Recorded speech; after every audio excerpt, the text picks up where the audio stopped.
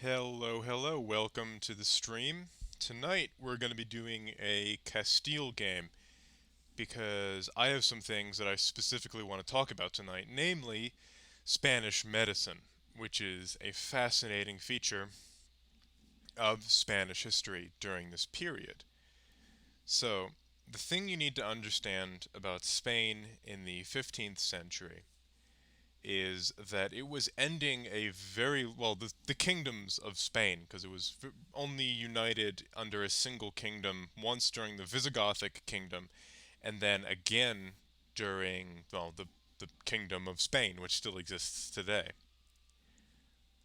But the various crowns of Spain spent most of the medieval era waging wars against the Islamic kingdoms and states of Al Andalus, which were the successors of Muslim invaders that came to Spain in the 8th century. Well, they left many marks on Spanish society. Among them were a number of technological innovations that you didn't see everywhere else. Hold on, I'm just picking my rivals. Yeah, I'll rival France and I'll ally Aragon. Rare when that gets to happen, but always interesting when it does. Now, time to give out privileges. So, the Muslims of Al Andalus left the Spanish with a lot of technology that the rest of Europe didn't have, namely medical technology and mathematics. So, Spanish doctors were some of the only ones that had to actually be licensed physicians, which I know sounds like a no brainer, but back in the day, really wasn't. But in Spain was one of the few countries where you actually had to go to school to become a doctor.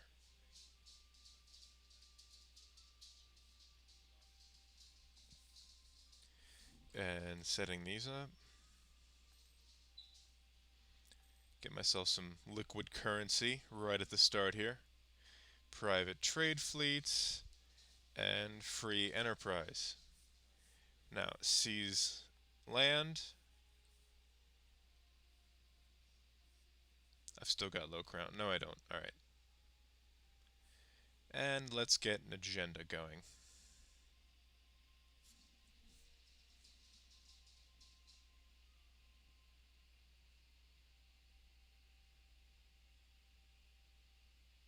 Hmm. I'll go with the burgers. Albacete needs to have production of 4. Okay.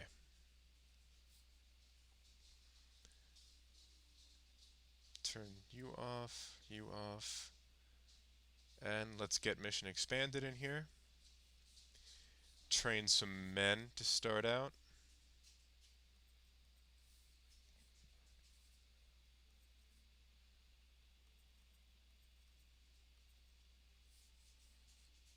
And some ships as well. Some heavies. And I'm out of sailors. Oh well. Split this in half.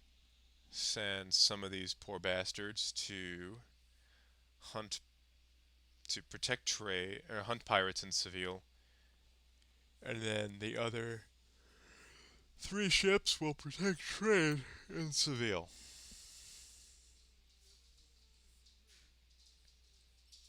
All right, think we're good to unpause. But there were returning to medicine for a moment. There were Spanish military hospitals where the survival rate was in the mid 70s. No, almost forgot. Need to get Navarre as my vassal. There we go. Um, hmm. Do I want the alliance with Portugal? Do I? They aren't really a threat with me, although they are a historical friend. Hmm. But because I do want their land here. I want Ceuta.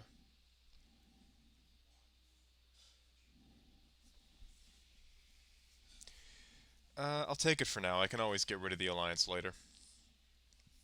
But anyway, Spanish hospitals in this period, the survival rate for many of them was in the mid 70s, which, if you compare that to like an English hospital or a hospital in the colonial Americas, the survival rate was half that. So they were doing something right, and some of the technologies they had were leagues ahead of anything anyone else had, and are even pretty close to what we do today.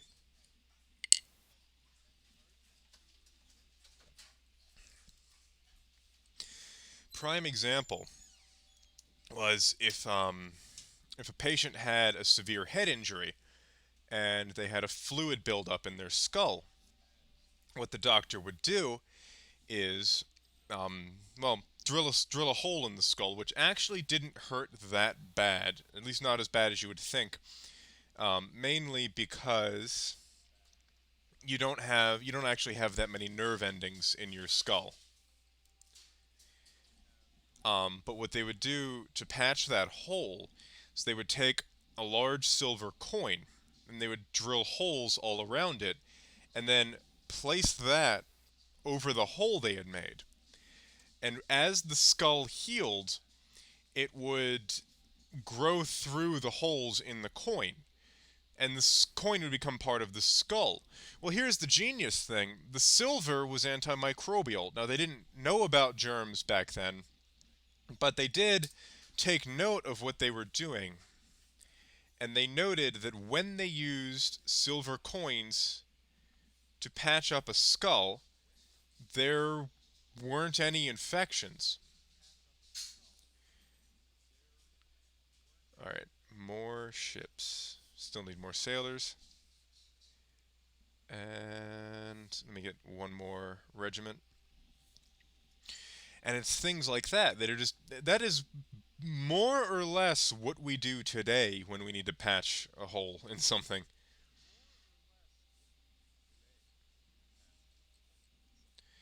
Now, that said, starting as Castile, you've got to deal with one of the worst ruler heir combos in the game. You have Juan II, who's okay, barely, but he's good compared to his son Enrique, who is a 000 who is also infertile.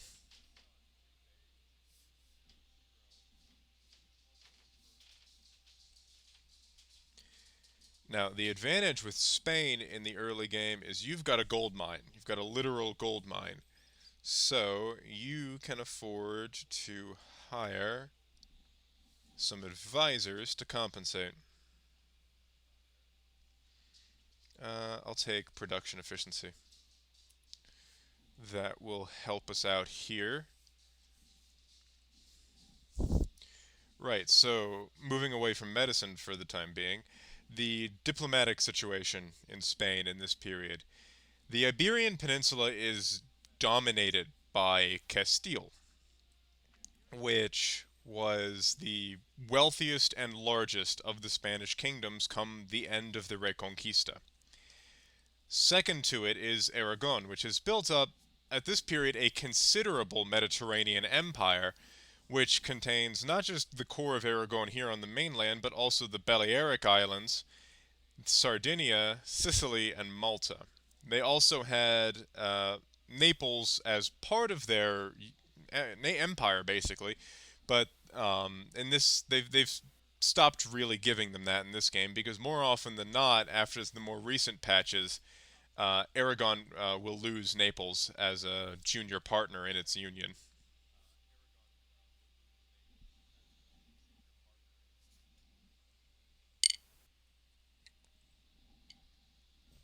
And I am just having a nice, relaxing glass of Maker's Mark tonight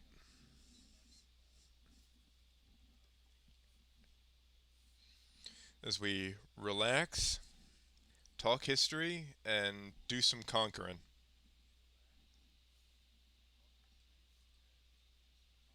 So, right now, we are waiting for the truce with Granada to come to an end. Now, historically, Castile and Aragon didn't go to war with Granada until they united in the Iberian wedding. But that often takes a little while in this game, and historically they waited because Granada is all mountains and it is a very difficult place to actually invade. But we aren't limited by that in the video game, so we're gonna try to conquer it before Castile did historically.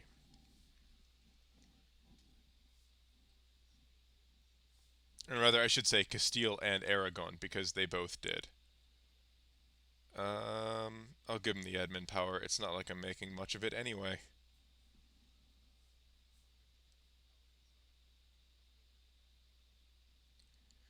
Right. I think I'm gonna also hire a military advisor. That should prevent me from falling too far behind, especially once I can complete this burger mission here. There we go. Alright. Got some money. Burgers like me. And I should be able to see some crown land again soon. But yeah, that'll keep the estates happy with me, and renewing those monopolies will keep my coffers full until we can get some New World gold coming in.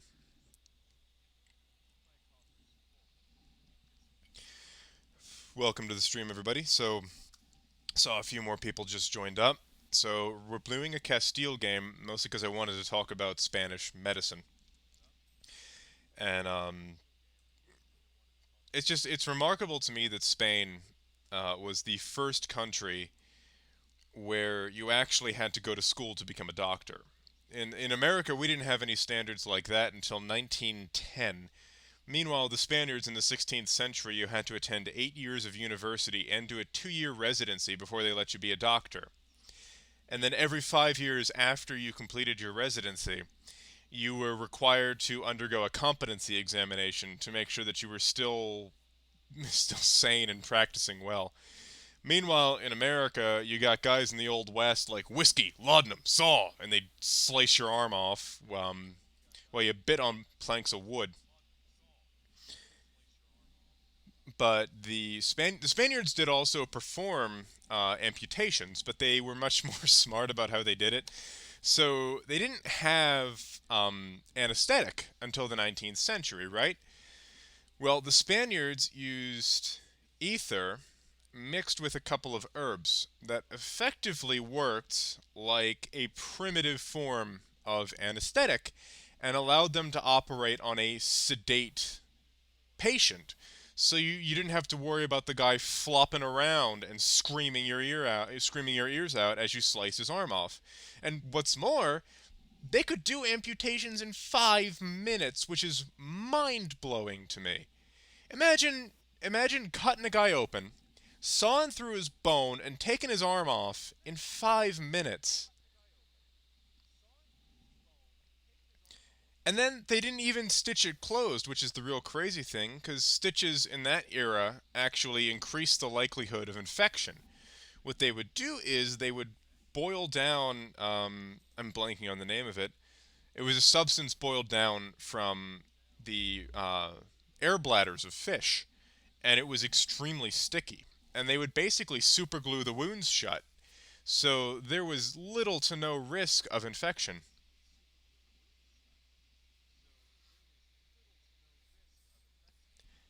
And again, they didn't really. The thing that really blows my mind here is that they didn't really know why any of this stuff was working, because germ theory was still a long ways off. At this point, they were still operating on the idea of the humors, which dated back to the Romans and Greeks, like Galen and Herodotus. And I mean, you can kind of figure how they thought it worked, but it was blood, black bile, yellow bile, and I forget the fourth humor. But it was those four fluids they thought that dictated our health. And again, this is the idea of medicine they were working with.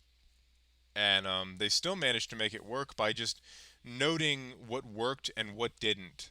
So another thing is they kind of accidentally discovered a lot of antimicrobial substances and plants. So they would burn lavender in the hospitals, which released carbolic acid, which is a natural disinfectant that kills germs and viruses and bacteria.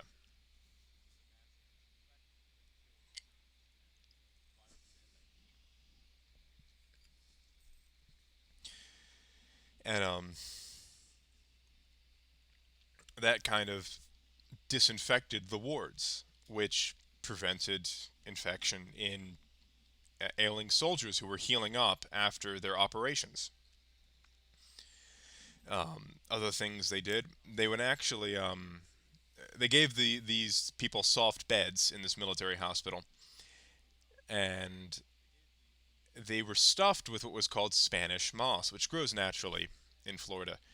And when the patient left, they would take the mattress, they would pull out all the moss, they would burn that, and then wash the outer covering to ensure that there was no contamination with a new patient. Things that are no brainers to us today were state of the art technology back then. And it's incredible to me.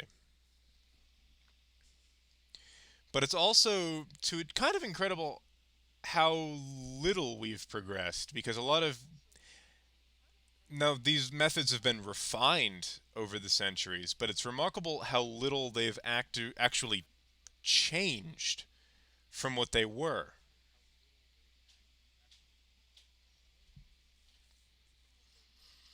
Like we've got fancier tools now, we've got better drugs, but in essence a lot of these surgeries are more or less the same thing they always were,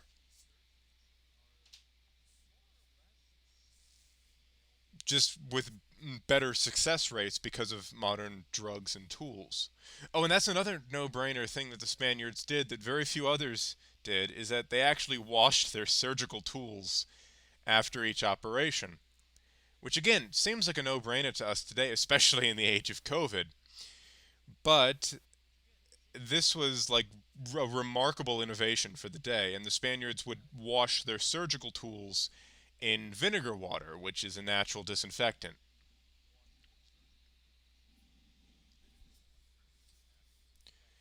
Actually, going back to the game for a moment, let me see what I can do with my estates. I'm waiting until I get a new mission and take on more. And I gotta. What am I behind on? Alright, so once I'm built up to my force limit in both Army and Navy, and once I have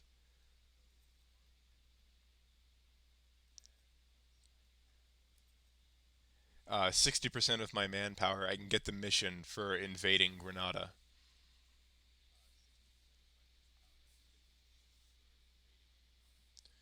Now, I'm not particularly worried about the Portuguese doing it because Granada has some beefy allies that I would be able to handle, but I don't think they could.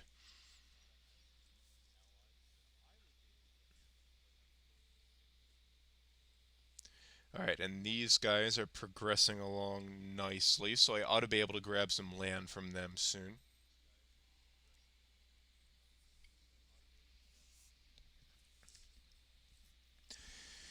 But Spain as a kingdom is also rather interesting, at least compared to the rest of Europe. So in this age, France was a unitary kingdom.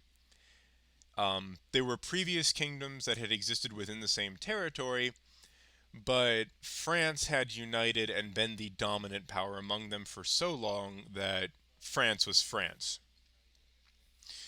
But if you go south across the Pyrenees, the Iberian kingdoms were really unions of kingdoms, um, at least going back a long ways. So Castile wasn't just Castile, it was also Galicia, Leon, um, and Andalusia, and parts of Navarra, which actually Navarra exists. Hey, howdy! Welcome to the stream. We're doing a Castile stream tonight because I wanted to talk about Spanish medicine, and I'm the people who have been here are probably sick of hearing about it. But it's the main reason I wanted to play Spain tonight is because I wanted to talk about how remarkably advanced Spanish medicine was for this time period.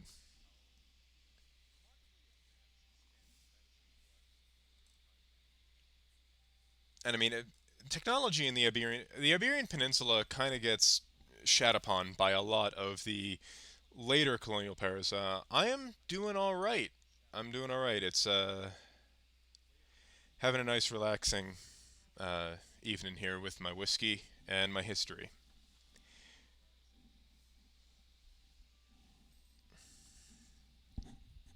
We had great weather today. I finally got out to the archery range for the first time in a while, and let me tell you, archery is one of the single most relaxing hobbies you can take up. It you the samurai used to do it for as part of Zen meditation, and after I've taken it up myself, I can tell you it works. It is one of the most relaxing things you can do.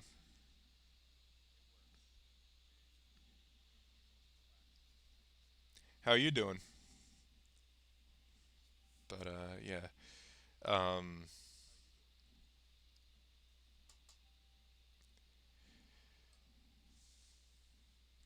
interesting things going on. And actually, for the first time, this rarely happens. But oh no, did something bad happen?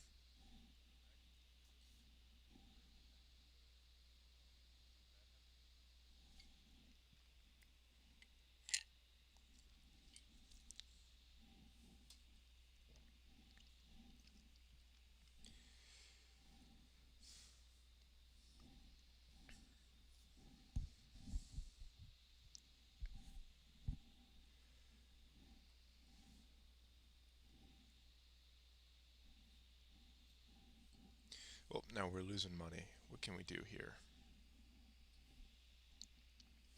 Don't really need this fortress. So if I delete that, should be making money again next month. There we go.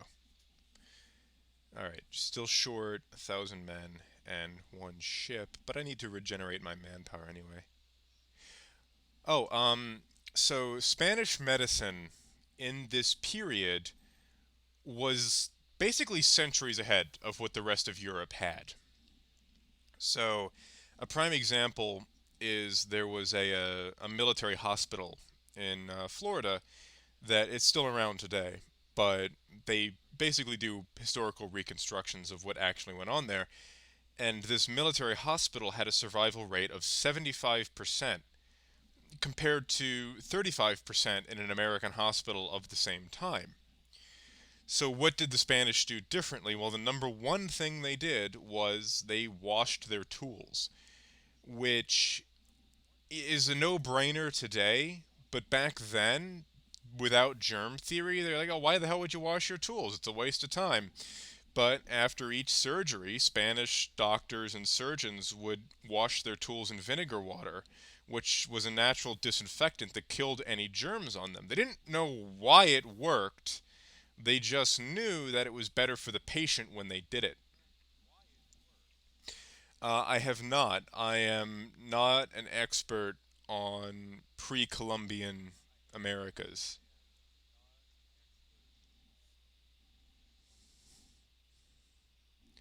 but I know that they got up to some very interesting stuff as well.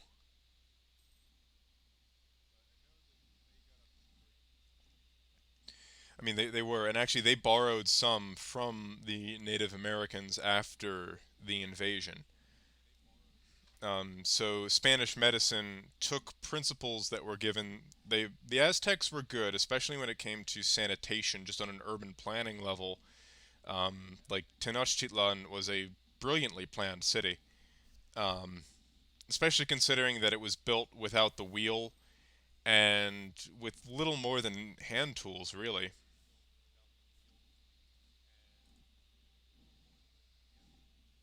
But the Spaniards did borrow from the Native Americans. That does not surprise me in the slightest. I mean, we're still discovering uses for plants that Native Americans just knew from centuries of living near them. But the main thing about Spanish medicine that made it so good is it used a lot of very basic principles that could be applied to different treatments they encountered. So, another big thing they did was evidence based medicine. So, they would record what happened when they gave treatments to various patients and then replicate that the next time if it worked or stop doing it if it didn't. And that's almost sort of a primitive scientific method. Oh, I should be able to get more crown land. There we go, and take another mission.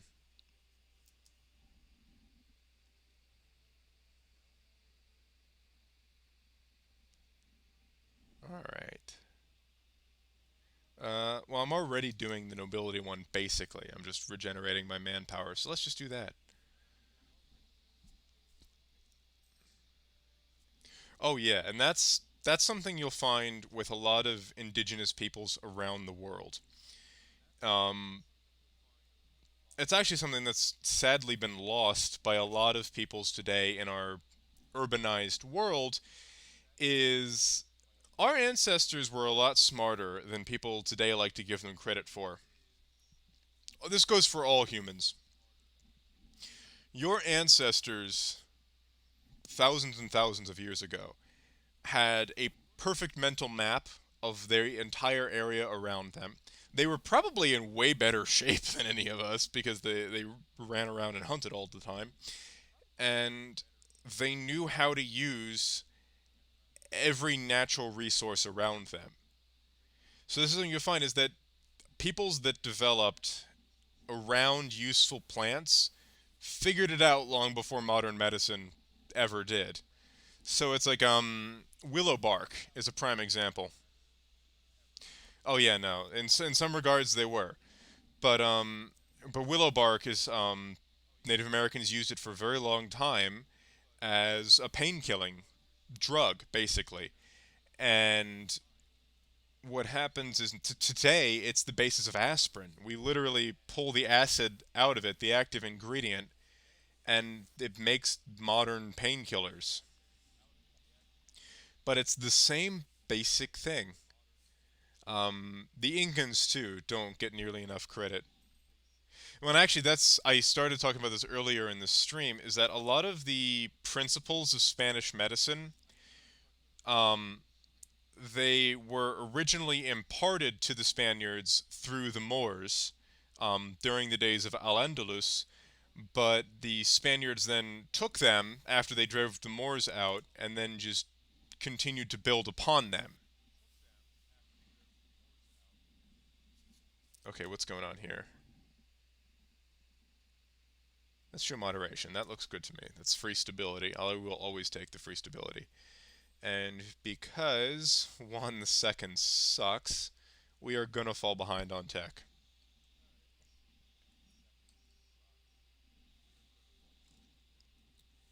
And that's something more broadly is that people don't give Roman and medieval medicine and science enough credit. Um, People like to think of the medieval era as a dark age, and really it wasn't. Um, Dark Age is a term that was developed during the Enlightenment to denigrate the medieval period, but it really wasn't. In some ways, they were more advanced than the Romans because they too preserved and built upon what the Romans knew. I mean, most monks spent their careers just copying and learning Roman and Greek texts, and surgery is actually something that many European kingdoms were pretty good at. Um, I remember there was an English king. I'm forgetting what war he fought in, but he took an arrow to his face, and the arrow they managed to pull the shaft out, but the actual arrowhead was lodged in his bone. So, hold on, I'll take that papal influence. But the actual arrowhead was lodged in his bone, and the royal surgeon managed to remove the arrowhead and sealed the wound, and the king just had a scar on his face, but he was fine. He even could continue speaking normally. So, and this was done without any kind of anesthetics, in the dark, by candlelight. Your ancestors are a lot smarter than you give them credit for, so it's the ultimate argument for respect your elders to a degree.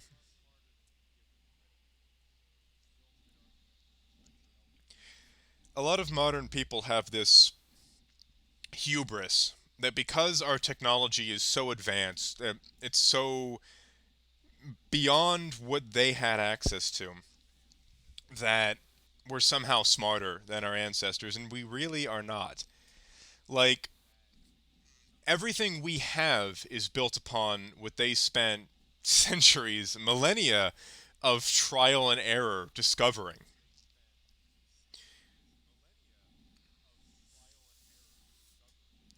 So, you only know all the principles of physics because it was taught to you in school. But back in the day, hold on, what's going on? Okay, good. They haven't gone to war with them. But back in the day, it took visionaries like Sir Isaac Newton and Francis Bacon to actually figure that out.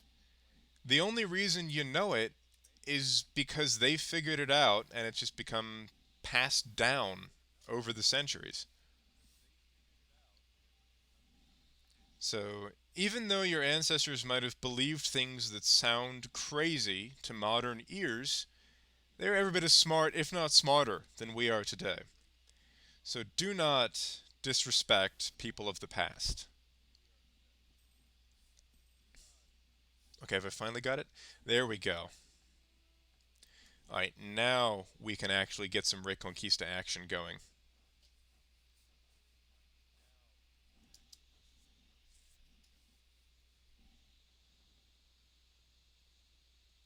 That is a very good way of putting it. But every country that exists today, every group of people that exists today, they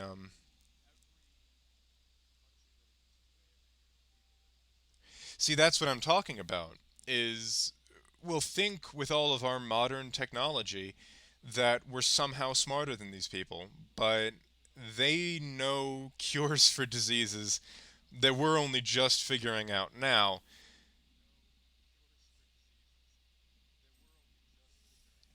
or at least treatments for them.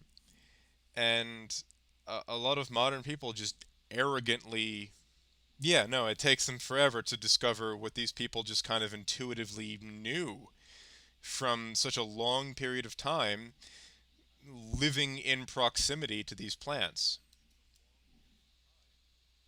What graphics mod am I using? I am using one called Europa Reborn, and oh, I can get Aragon in on this. All right, it's called Europa Reborn, and it makes the map look gorgeous in my opinion.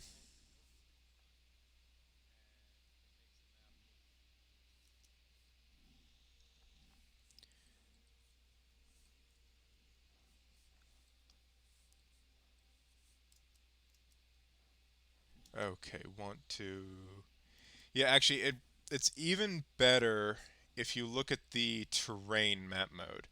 So this just makes Europe look beautiful, and like I love that it adds the it makes it look like farmland from space, basically. So definitely, Europa Reborn is one of the prettiest mods out there.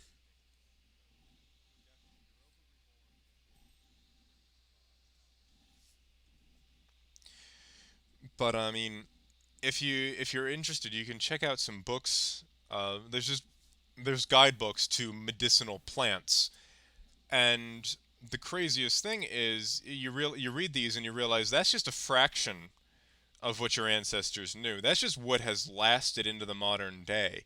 It's by no means an exhaustive list of all the medicinal plants that are out there.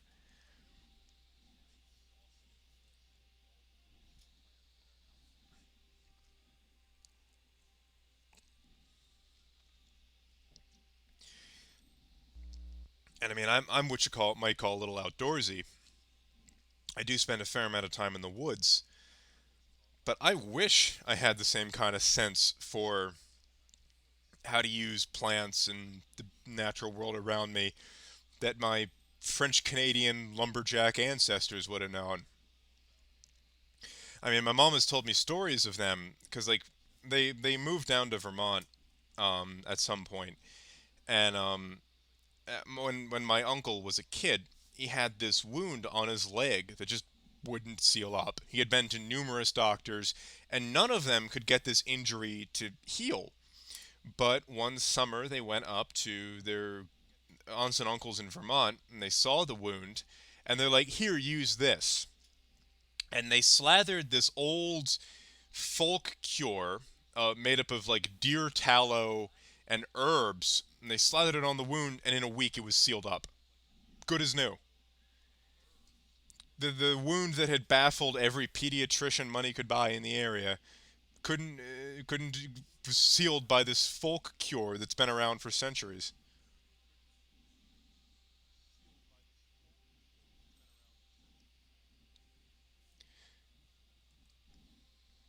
So yeah, give your ancestors the respect they're due.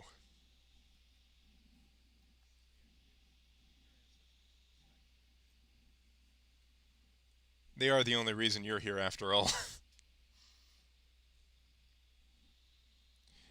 And I will say that is one of the best things about learning history is you do kind of cultivate a sense for the past, for things that most people just discount as insignificant. If you study history, you get a sense for how important they really are.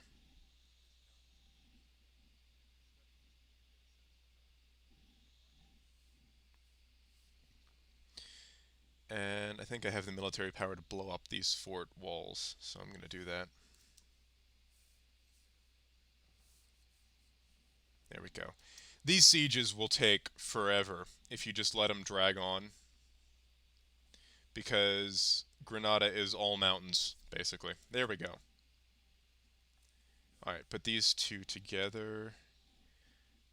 And then I've got to deal with Tunis, which shouldn't be that hard. Mizab is nothing. They're like they have such low development they couldn't fight me if they wanted to. And while Portugal is getting demolished,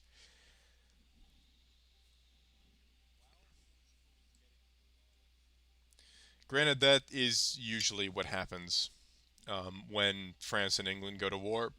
If Portugal is still allied with England.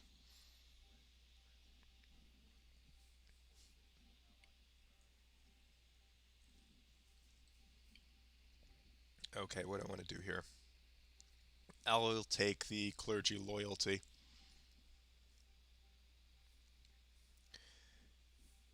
All right, there we go. Granada captured. Send in the navy.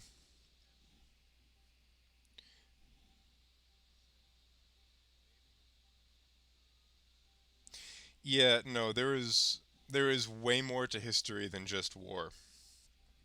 And I mean, yeah, I mean the ancient warriors are cool. Like Spartans, Roman legionaries, they're cool as shit. Like there's no denying that.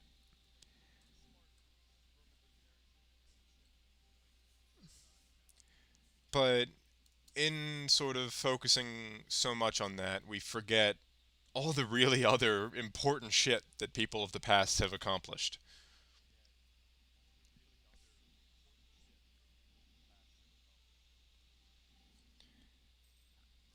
Like, I mean, it's the modern world is built on centuries of people doing trial and error.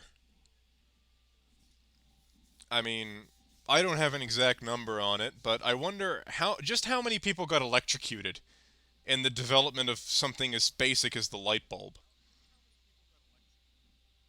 How many times did like Nikola Tesla almost kill himself experimenting with light bulbs and other electrical technologies?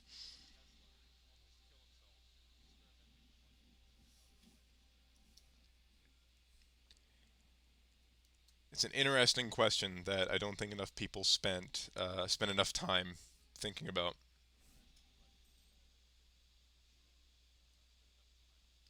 Oh, that's and it's more so I think in that regard it's not solely the military technology, it's also in terms of like industrial and agricultural technology. But you are correct. They just adapted to a very different environment, and the natural abundance of the Americas um, developed spurred the development of a very different kind of culture.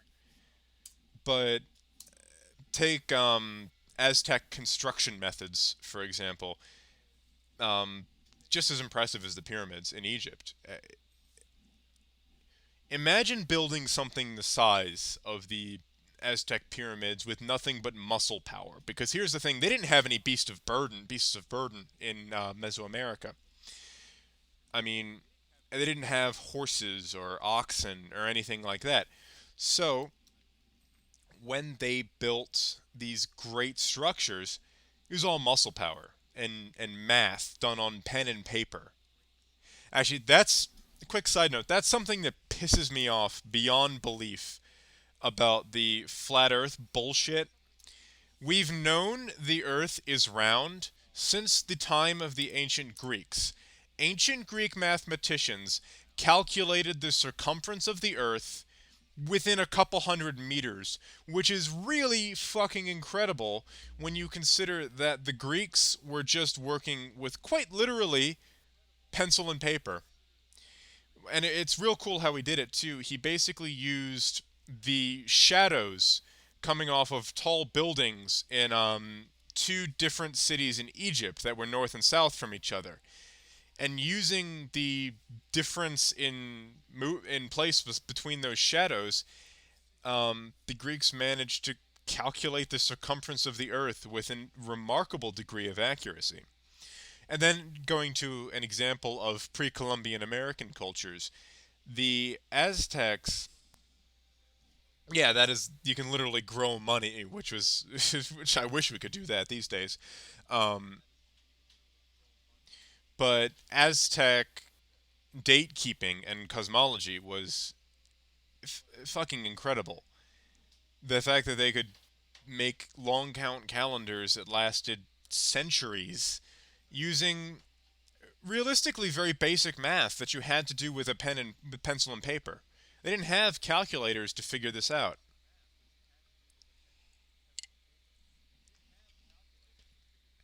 Or how about the fact that the Aztecs basically managed to build Venice without any of the advanced mechanical technologies that the actual Venetians had access to?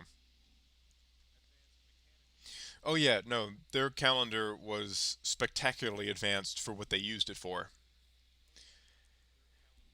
See, it's conversations like this that make me wish I'd had the time to take more history classes in college.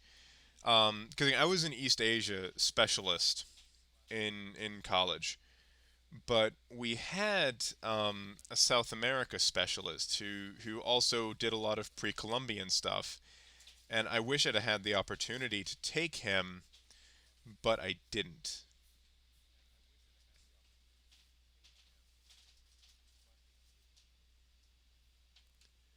What is my agenda? All right, base tax in Karuna. Where is that?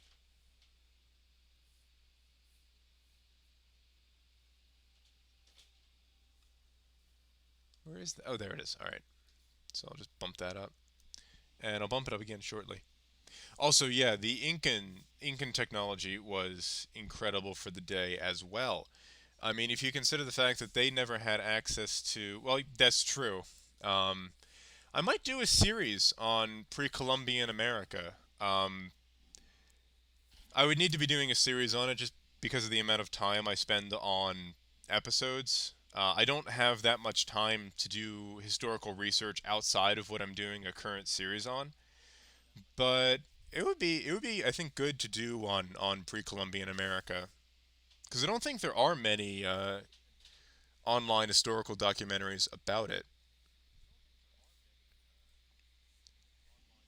I liked him. His name was Dr. Pinio. I knew him. I just never had the opportunity to take any of his classes.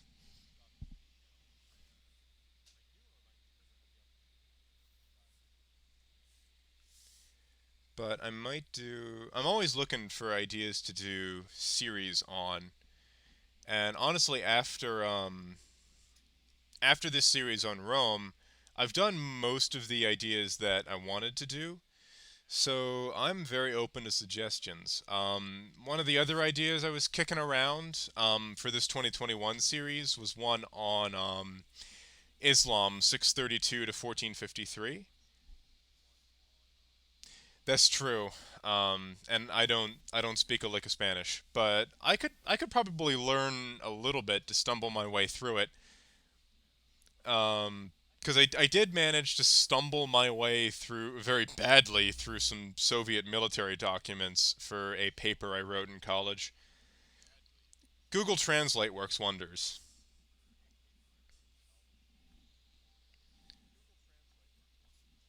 So I might have to see about doing that. That could be a good one. What I usually will do to pick a new series is I will let Twitter vote on it. So if you would like to vote on the next series that I do, follow me on Twitter. That's where I have the votes.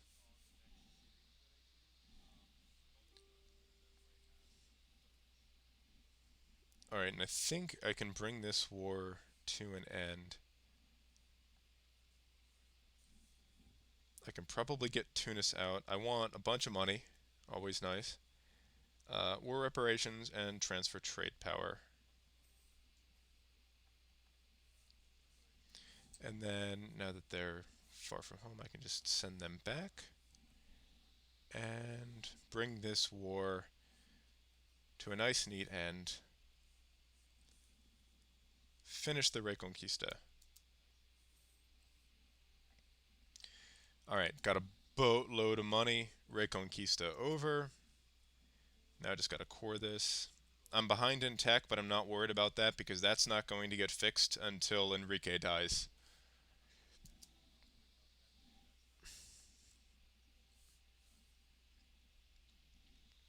There we go.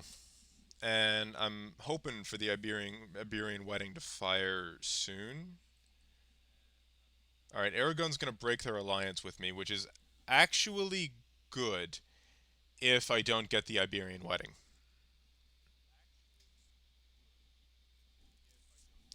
Because then I don't have to break the alliance myself. But I have Navarre as a vassal, which is also great.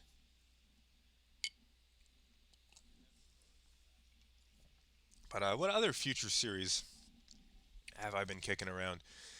I've wanted to do one on World War II, but I think that might be some very heavily trod ground to do a podcast on.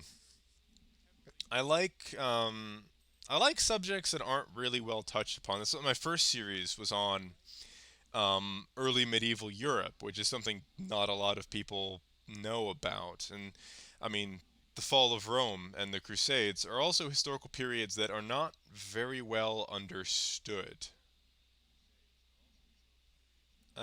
Yeah, get out of here, traitor.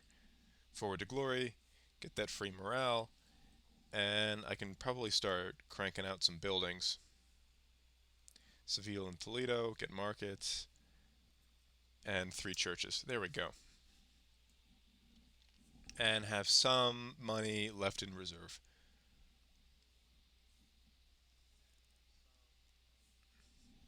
All right, what I'm hoping is I will get the event.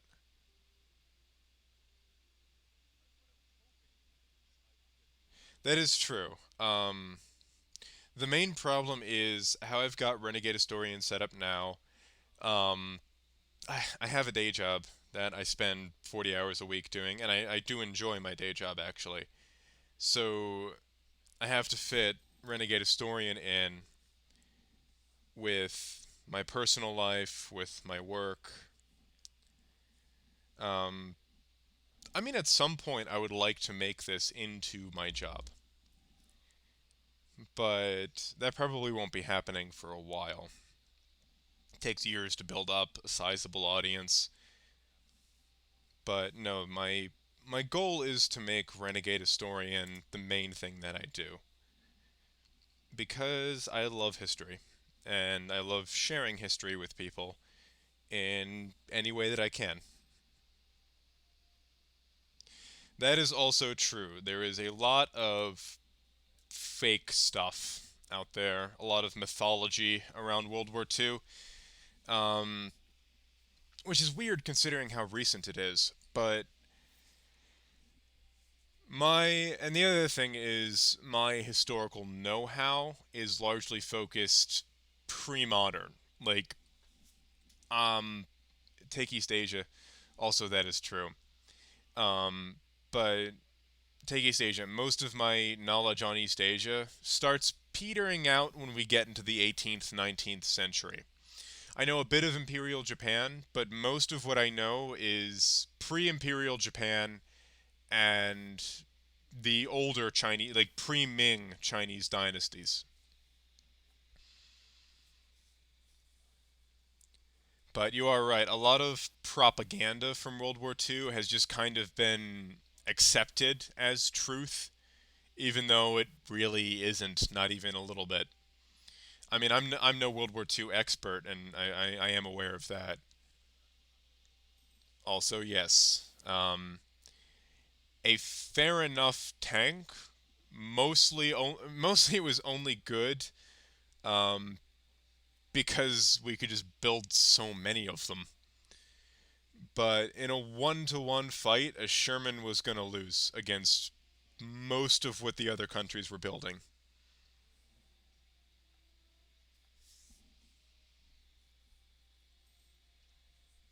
I recall that diplomat.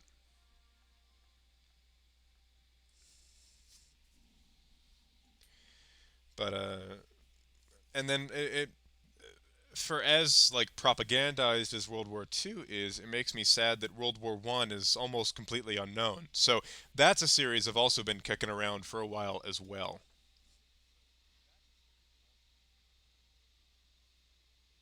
Also, yeah, no, there was a bit of propaganda, or at least something that I have heard is that the British called them Ronsons, which was a brand of cigarette lighter back in the day.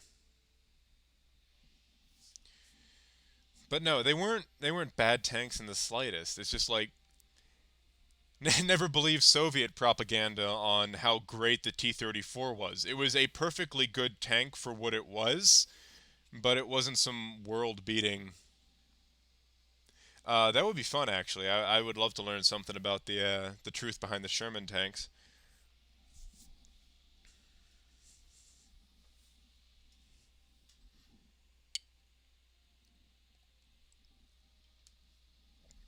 And then I have this weird isolated area of expertise in the 20th century because I wrote several papers on the Korean War. So I know that one inside and out, and it's why I don't have a great opinion of Douglas MacArthur. Um, oh, sure thing. Just whenever you feel like, type them up. But my I don't have a great opinion of Douglas MacArthur because if you study the Korean War, he's the main reason that Korea is divided today. Well, I shouldn't say that. The main reason is the Russians and the Communist Chinese kind of fucked everything up. But in the Korean War, when the US gets involved, MacArthur successfully charges all the way up to the Yalu River, which is the modern border between North Korea and China. Korea was unified, and MacArthur wanted to invade China. And Congress was like, no, that's a horrible fucking idea. Dig in at the Yalu and prepare for Chinese counterattack. Well, MacArthur didn't. And when the Chinese counterattacked, they drove the US all the way back to basically the modern border between North and South Korea. So Korea might have been unified if MacArthur had actually listened to Congress and dug in.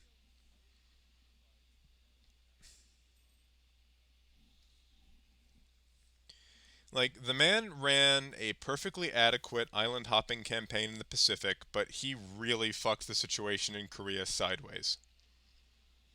And actually, if you're ever interested, there's a few great books you should check out on the subject. One of them is Mao's Generals Remember Korea, which is written. It's basically a collection of personal remembrances of the war from Mao Zedong's generals. That is a great source on the Chinese perspective on the Korean War. But if you read about Korea, you'll realize just how childish both Mao and Stalin were. They're playing like these big man politics with one another, um, and they both act like complete and utter children during the war. It's actually the Korean War was the cause of the split, really, the big political split between the Soviet Union and China, and it's why they, despite kind of being natural allies for one another, they didn't get along at all post 1960s.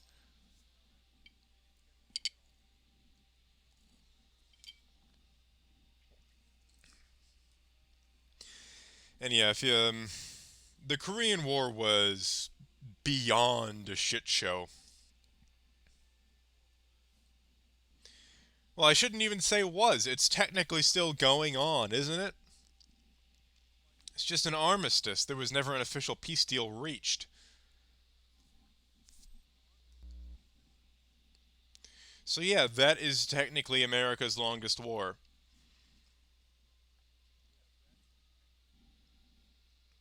Uh, the longest active wars, of course, were for a long time Vietnam and now Afghanistan, which that's a can of worms I'm not even gonna open. You really want to see me rant? Get me started on that one.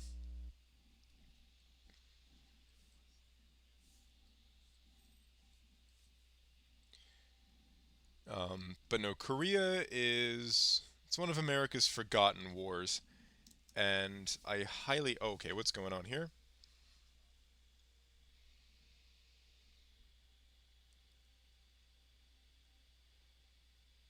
Um, I'll negotiate, take the stability hit. All right, the Aragonese are going to war with Morocco. I need Iberian wedding. I need it. Oh, I forgot. I forgot to take my ships home. Shit. Howdy, welcome to the stream. We are talking about history and getting our fleets obliterated by the Moroccans.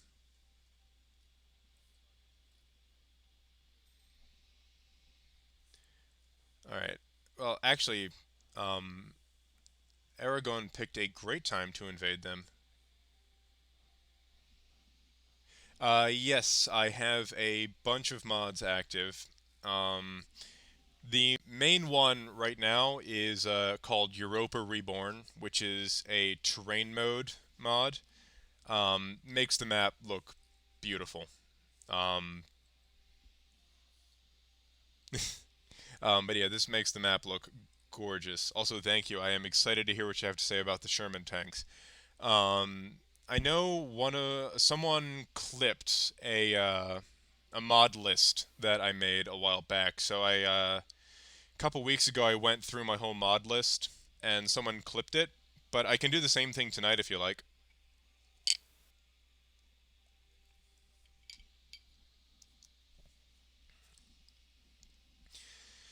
Okay, I do know a thing or two about that. Um, yes. Um, they didn't necessarily have the best tanks. They just used them in a very smart way.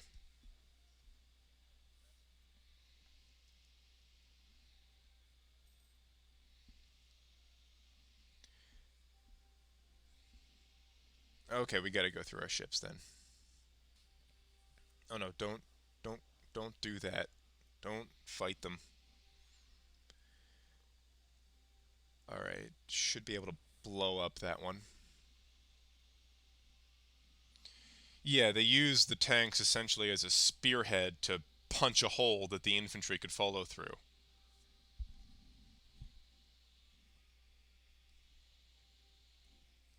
I didn't actually know that. I didn't know the British used a similar doctrine.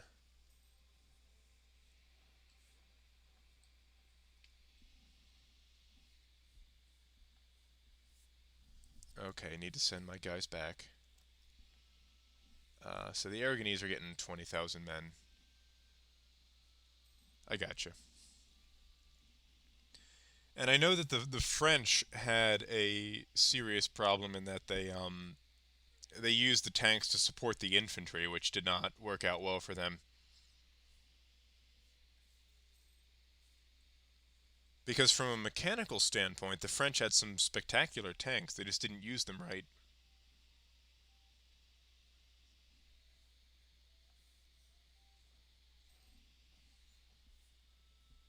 All right, can core the last of these. I have not yet. I probably should. I'm trying to get him killed.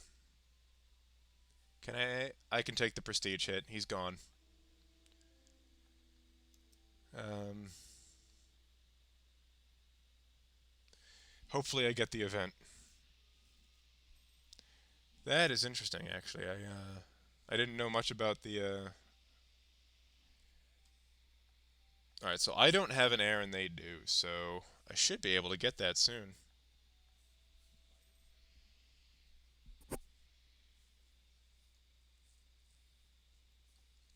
Granted, my guy is now pretty old, so we shall see.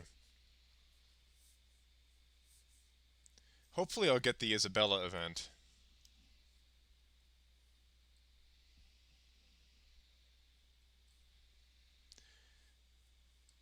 Okay, that's what the Aragonese want then. All right, kill those peasants.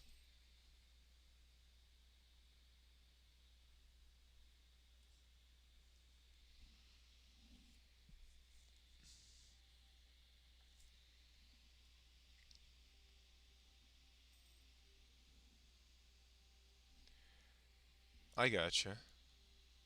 Right, so I know the Sherman just didn't have the armor and firepower to stack up 1v1 against especially the heavy German tanks.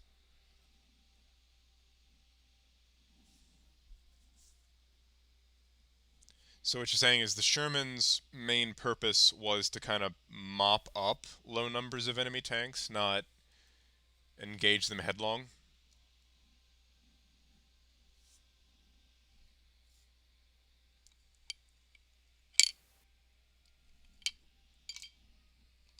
That's it for my whiskey because I got to work tomorrow.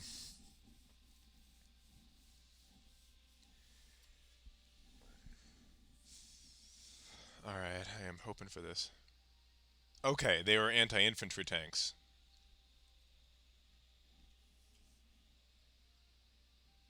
I gotcha.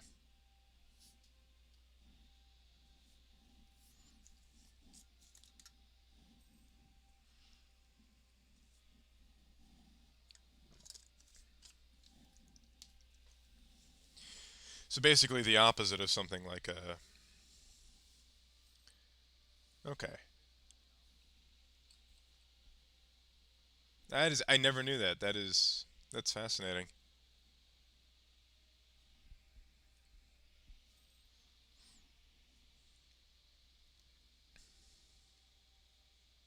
Huh.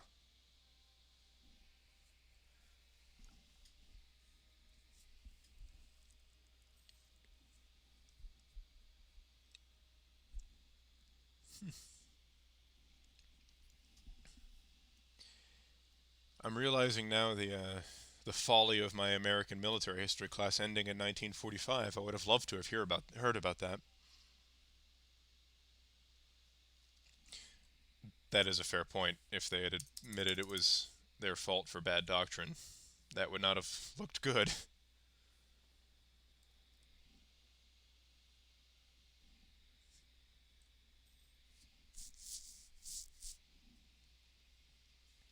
So they blamed the flammability, or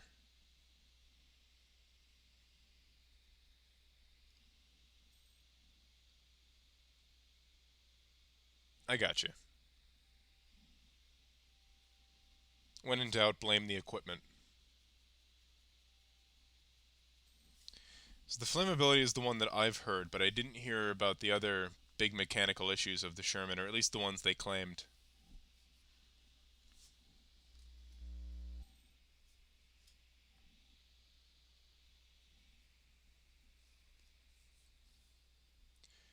Come on, I need that PU.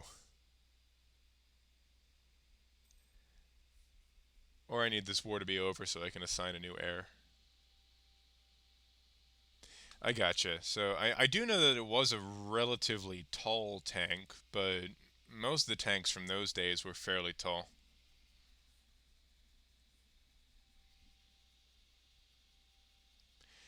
That is true. It was a very widely used tank, and if I'm not mistaken, the US wound up using it for a good while after World War II.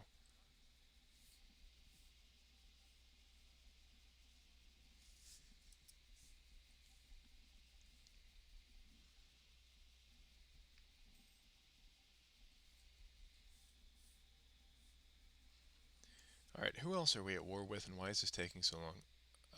Okay, I see. That is true. The main strength of the U.S. Army in World War II was not its technology, was not its, not even, it had good leadership, but it wasn't the leadership. It was that the U.S. were incredible at logistics.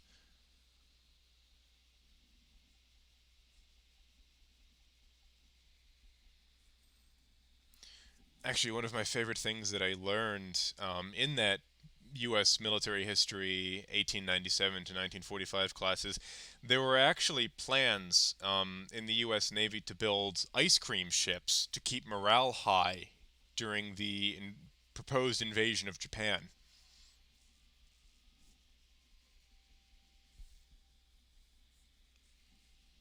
Just floating ice cream factories, which sounds awesome, honestly. I do know that the Sherman's relative portability also made it easy to land once the D-Day beaches were taken. Also, it fit better through the. It's weird that the Japanese hadn't developed a tank that worked well in the jungle.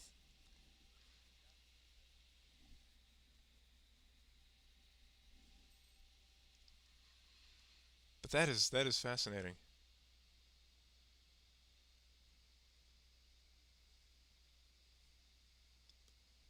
Huh. Yeah, I must admit my knowledge of World War II is not as strong as it probably should be. Yeah, that's my understanding of what the French had to deal with is mechanically speaking, the French had some great tanks. They just weren't being used well.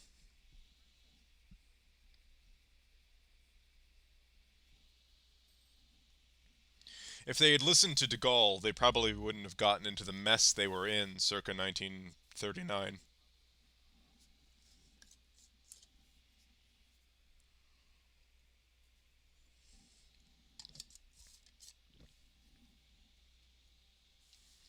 Yeah. And actually, de Gaulle was one of the few French officers that was like, no, this is a bad idea. He wanted to develop the French tank program. That's true, with basically the complete destruction of the German military, they were able to basically rebuild it from scratch.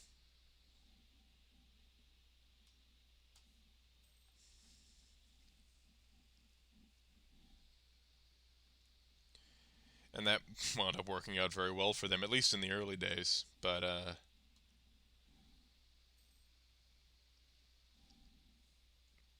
at the end of the day, it was largely the fact that the US and Soviet Union could just outproduce the Germans on every front.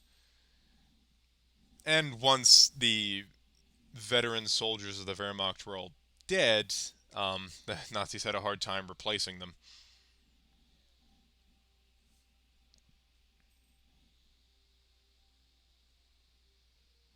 That is true. It was completely untested military theory when they thought of it.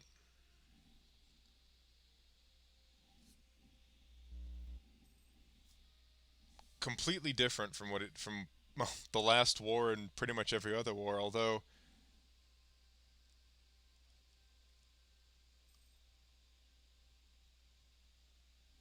that is true, and the thing is, the tanks of World War One. were kind of difficult to develop a doctrine around because they were so slow. They couldn't operate without infantry, so it was very difficult to develop a dedicated tank doctrine.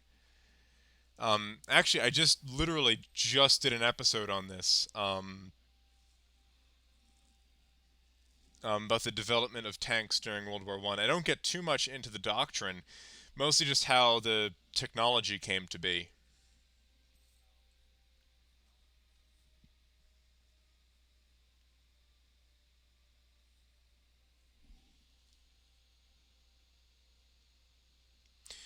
True, and the De Gaulle was part of the younger faction that was very pro tank, pro mobile warfare.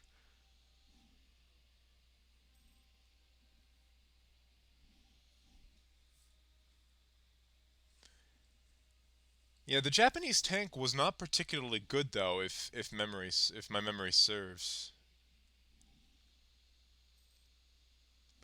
Um, Not off the top of my head, but I will try to come up with some for next time.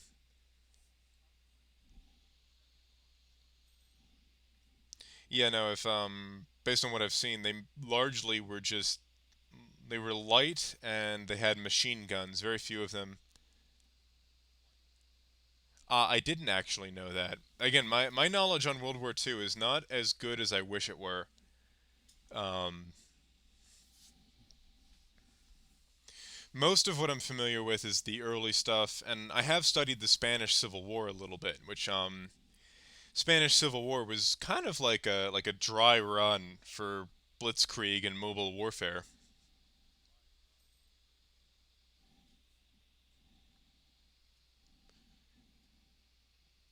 I am not right now. I think the French forced them to break their alliance with me. So I'm probably, once this war is over, going to try to grab Ceuta from them. Oh, we got a gold rush.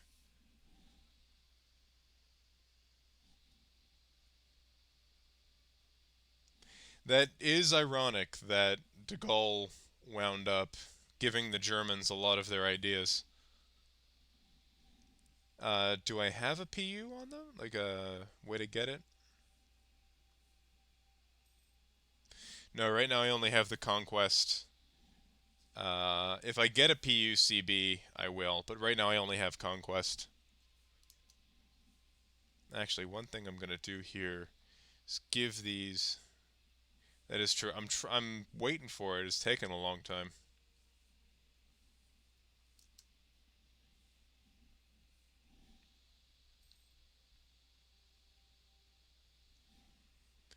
I know the Panzer One didn't really have any heavy guns on it either. I gotcha. That is a good idea.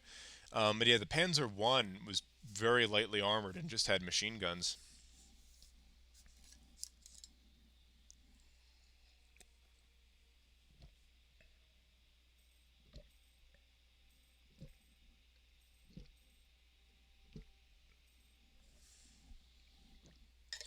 Come on, Aragon, would you end the war already?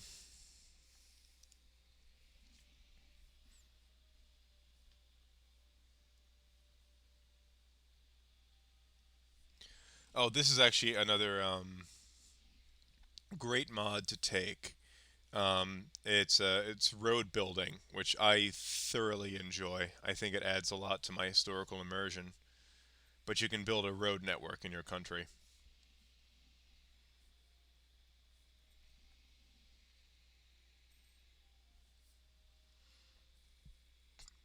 Aragon, would you end the damn war already?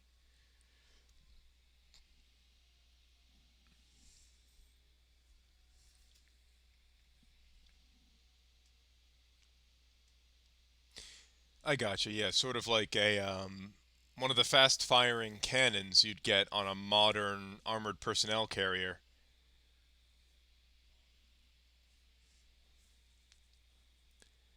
If I'm not mistaken, the Panzer III was the first one that had a proper main gun, like what you think of with a tank.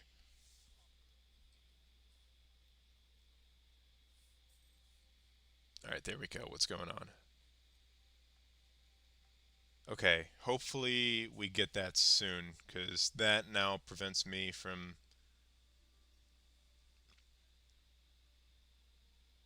Alright, I'll spend some prestige. And there. Oh, we got a good heir. I'm not willing to risk it, because our guy is very old.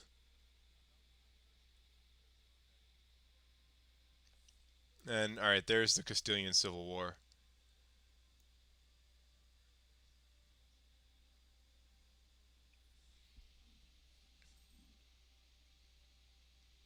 I did know that. I did know that the French had some pretty good tanks going into the war. They just did not use them in a very intelligent way.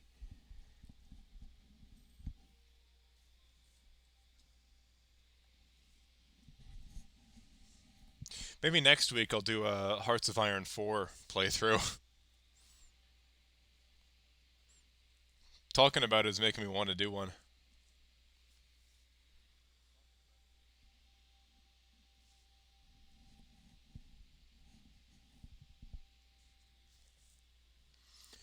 Alright, got my guys training. I'm probably going to have to deal with the Civil War, but it is what it is. Waiting for the Iberian wedding. Might be a while. How we going? How we doing on Renaissance? Alright, that's coming along. That is true. The T-34 was a decent tank, but the Soviets propagandized it beyond what it actually was. Like there are some people who think it was some kind of god tier tank, when in reality it was fine, but it wasn't like the impenetrable tiger destroying machine they thought it was. I didn't actually know that it didn't have a radio.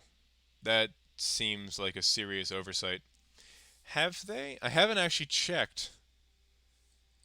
Yes, they have, but Byzantium is clinging to life down here.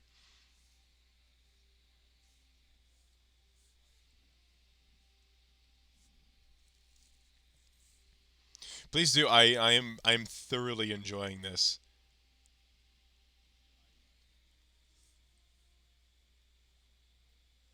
Almost got Tech 5. Admin Tech is taking forever. I don't know if that's worth it. I don't know if I can. Is that even worth it? Granted, the Ottomans aren't really what they used to be in the latest patches. I know I've mentioned this a lot, but they must have really nerfed the Ottomans something awful. Yeah, he's probably a heretic. Let's go with that. Alright, there we go. I'm just short a bit of money, and I can get that. Maybe a loan or two.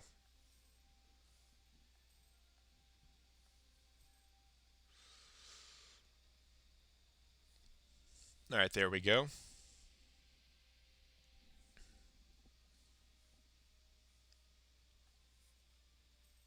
Alright, that should help us catch up. I'll take that.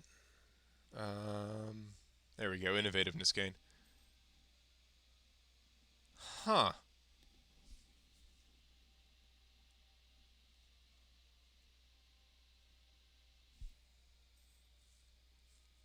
That seems like it's an easy fail. Like it would go out on them pretty easily.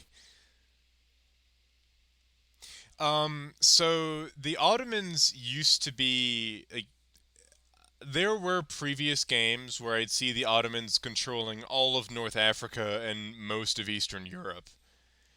Nowadays, they rarely go north of Serbia. Also, that sounds like a horrible idea, but also exactly the sort of thing the Soviets would think of.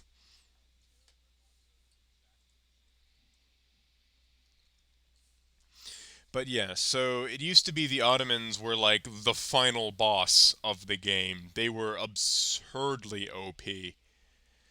But they've kind of nerfed them a little bit. They don't. Oh God, yeah, no, I can only imagine. It would probably have been like when a British officer got shot during the days of the British Empire, because none of the enlisted men knew what to do.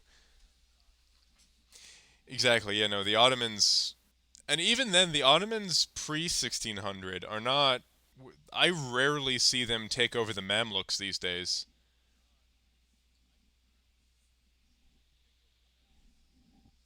All right, there we go. We can get our first set of ideas. Like, I mean, still in the hands of a player, they're really good, but they must have done something to the Ottoman AI because it ain't what it used to be.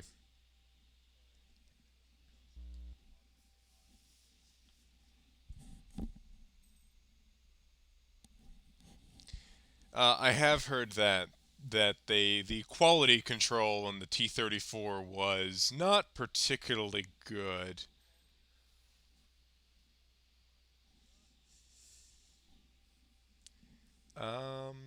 What do I want to do with Portugal here?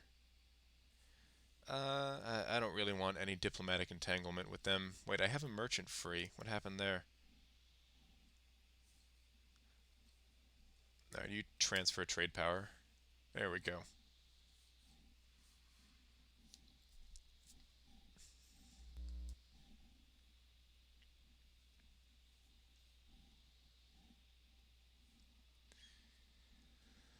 Also, I do know the sniping Byzantium strategy. I've never done it myself, but oh, Venice is losing badly. What's going on here?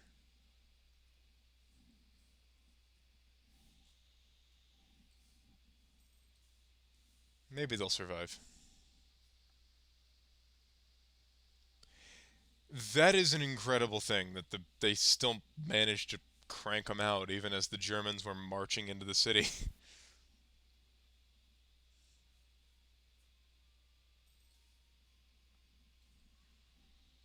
That might be the most aggressively Russian thing I've ever heard.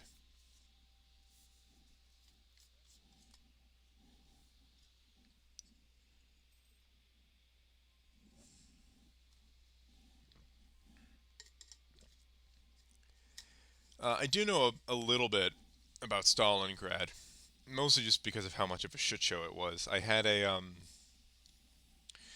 my senior level paper in college was done on the Russians during the Korean War, or rather Sino-Soviet politics during the Korean War.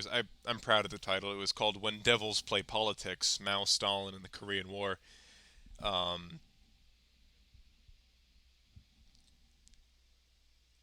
oh, that's bad. What was quality control? Just like hitting it once, and if it didn't fall apart, send it out. It's fine.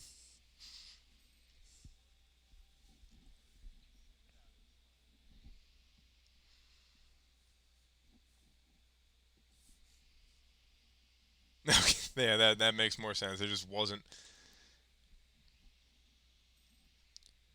Meanwhile, the Germans were basically the polar opposite, obsessively over-engineering and constructing their tanks to the degree where they couldn't really crank them out at the speed they needed to. Like the Tiger tanks, beautiful pieces of engineering, so difficult to actually crank out.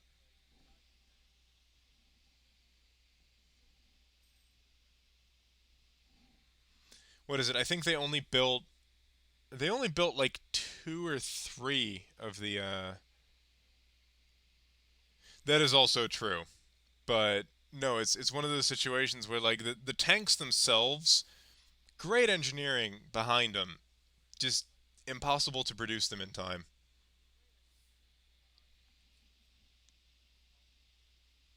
I did actually know that there was a Soviet women's bomber regiment called the Night Witches that used the Polikarpov P2, which was an old canvas and wood bomber, and they got their name because they would cut the engines while they were approaching the target, and the billowing of the wings of the plane sounded like a witch's broom. So the Germans took to calling them night witches because it sounded like a witch's broom and it scared the hell out of them. And they weren't particularly effective as bombers because you had to drop the bombs by hand on those things. but were good psychological warfare. Also true. Yeah, no, they were very over-engineered. High-end need.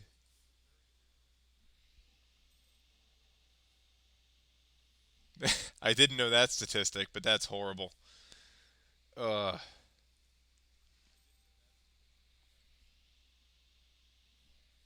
that is bad.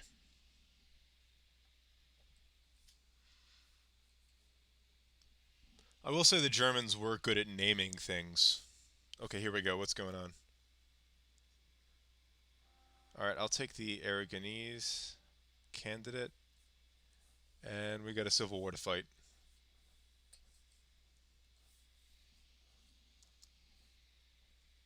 Okay.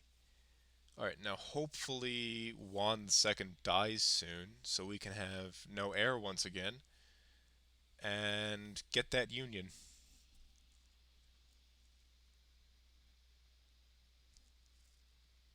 That is absurd. So it had a 1 to 12 kill death ratio basically. So when it actually made it to battle, it was good, but it was the getting it to battle that was the problem.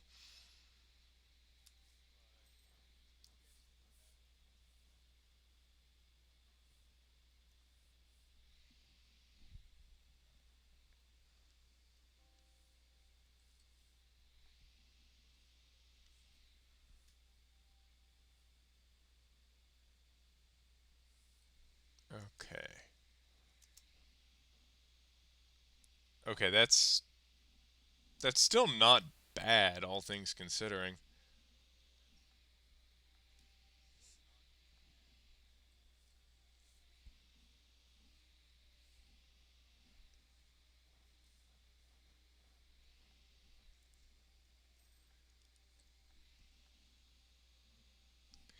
That is true. They never built that many of them.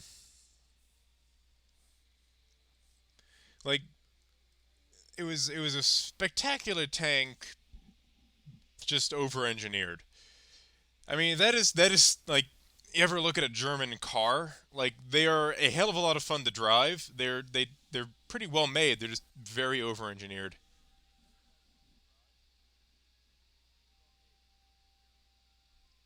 I honestly don't know. Was Zhukov actually scared of that?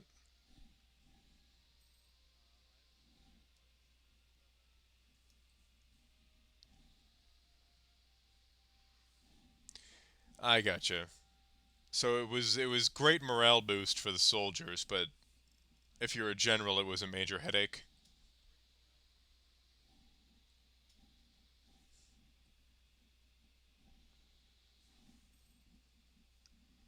All right, you guys go back to hunting pirates. There we go. Uh, yeah, better than low army morale. Huh? So they just looked that they just had that fearsome of a reputation then.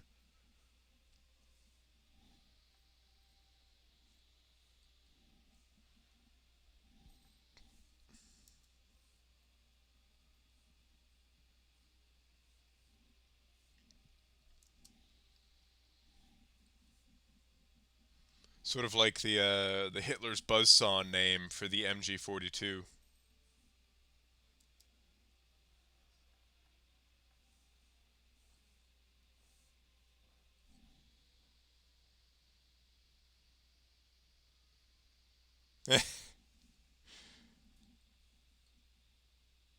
I'll take colonial outlooks.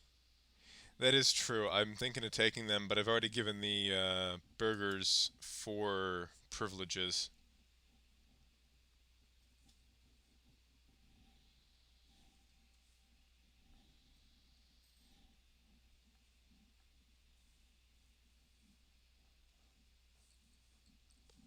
Okay. What is Why do you need to go through my land? Screw off, Savoy.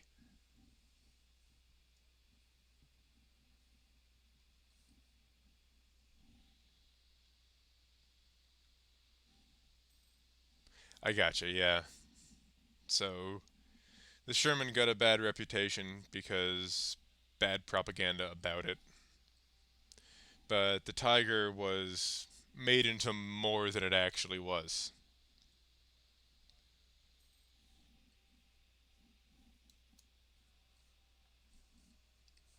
Wait, where? Oh, come on.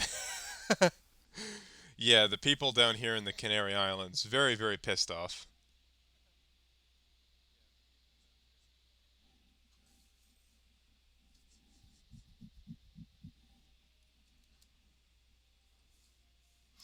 Yeah, big surprise. They did their thing so far from the mainland.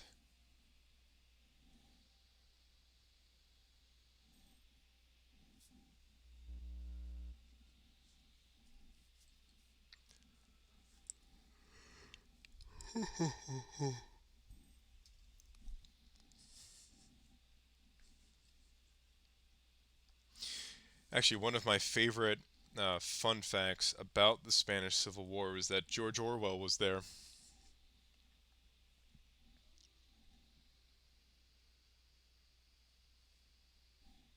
That people just kind of accept the propaganda as truth.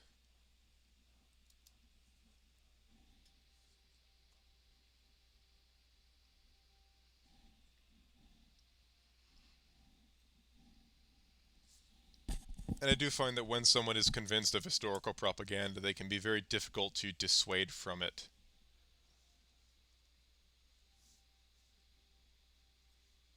Mm-hmm.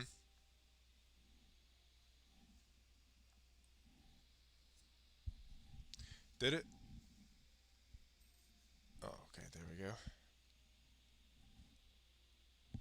Oh, I gotcha.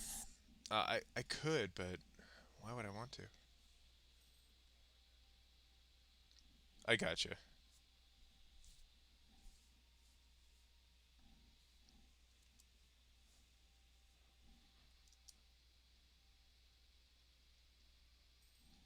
That is true, but I mean, Seville is right here, so I think that might be better to hold right around here and just develop the Seville node. But we actually kind of have a faction of those in this country that just kind of roll with the Soviet propaganda from the war.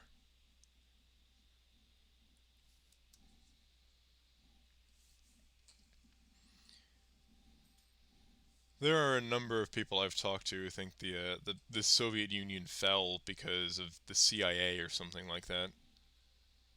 Not because communism's a shitty ideology that's killed millions of people.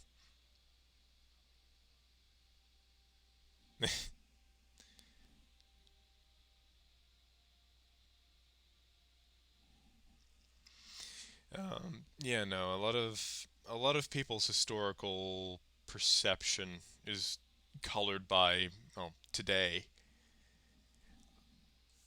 Do I have history? I do. I have a bachelor's in history from Towson University. My specialty was East Asian history, particularly sort of Imperial China and feudal Japan.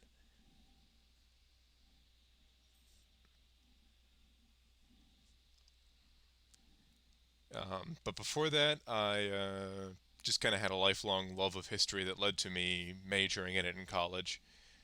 Um, See, I also have a weird amount of knowledge about the Korean War because I wrote two papers on the subject in college. One was a sort of military analysis of the war. I don't. Um, the thing about Chinese and Japanese history is it's very cyclical. The weird thing about I find about Chinese history is it tends to repeat itself quite frequently, more so than most countries. So it's like if you look at the dynastic cycle of China, almost all of them go the exact same way.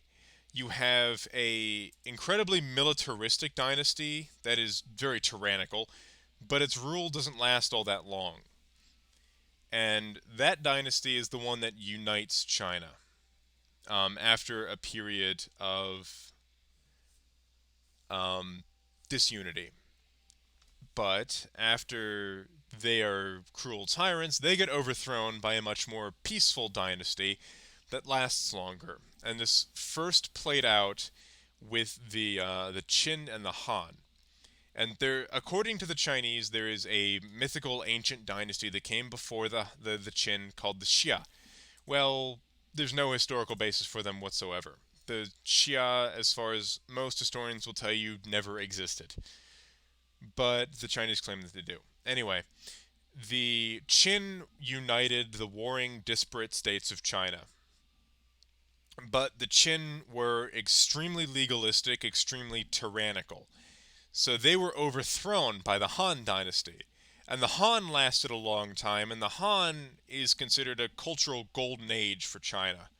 And the Han roughly coincides with the Roman Empire in the West.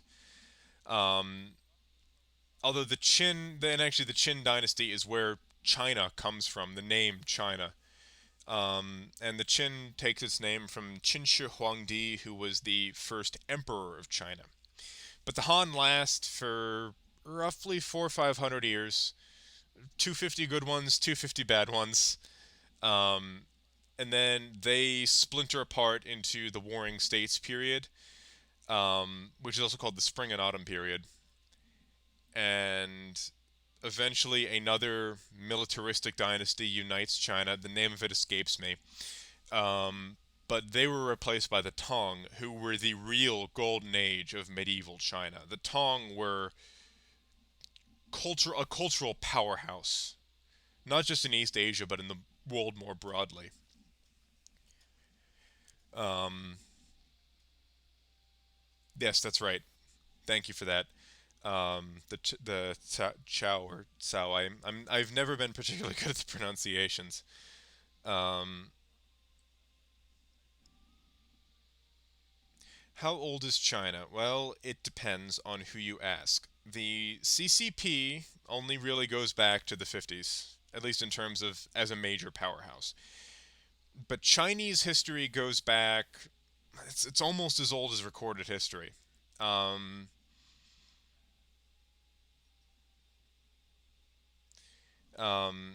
Dynastic history, basically the last 2,000 years, a little bit before. But Chinese history as sort of disunited polities goes back roughly 4 or 5 thousand years. Um, China had the advantage of two very fertile river valleys in the Yellow and the Yangtze, and both of them formed cores of civilization that slowly coalesced into the core of China today.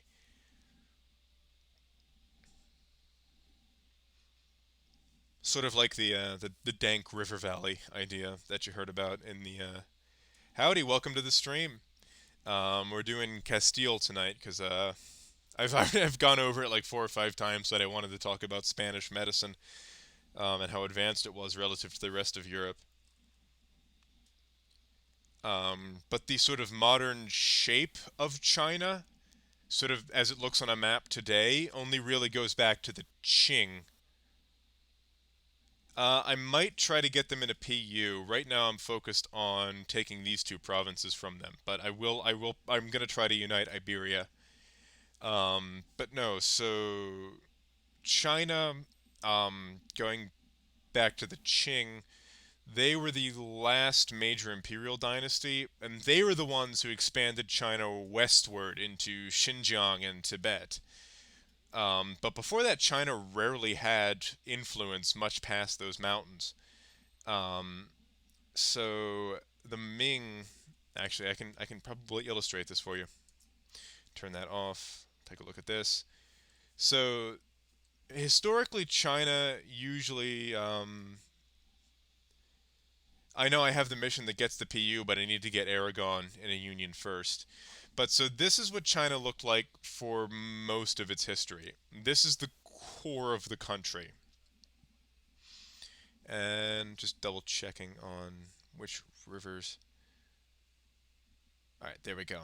So the yellow and the yellow is this river up here, and the Yangtze is this river down here. and Chinese civilization begins along these two rivers.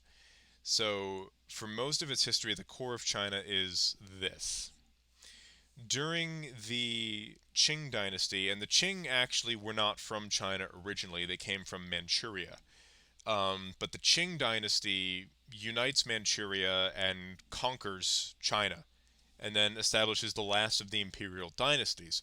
And it's they who expand China westward into the Gobi Desert and Xinjiang and Tibet.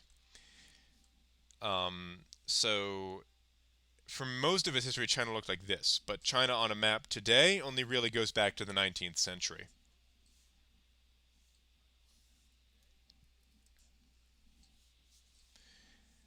So China's claim on Xinjiang and Tibet is pretty recent, all things considered. Usually they were independent political bodies throughout their histories. I mean, most of the people living in modern day Xinjiang province were holdouts from the Mongol Empire.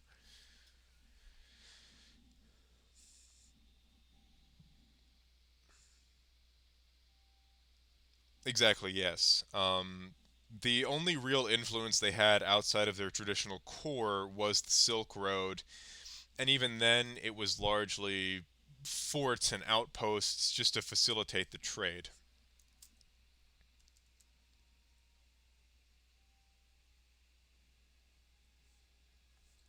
Alright, there was the separatists I was waiting for.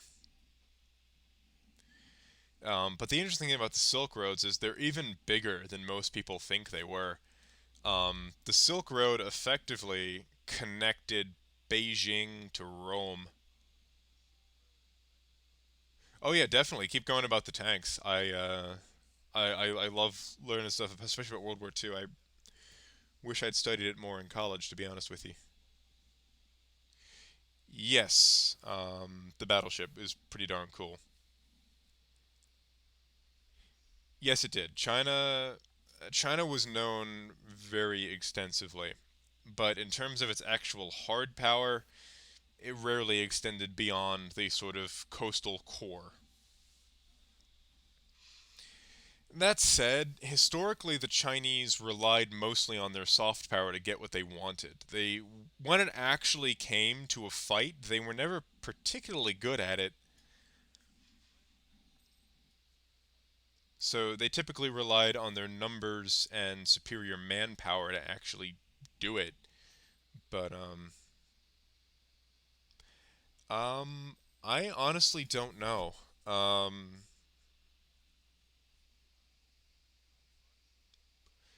I do know about the Hunt of the Bismarck a little bit, but I don't know about the CK3 issue. Um,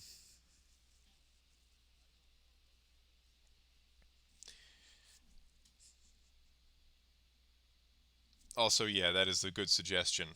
Someone on Reddit has probably encountered it and has a fix for you.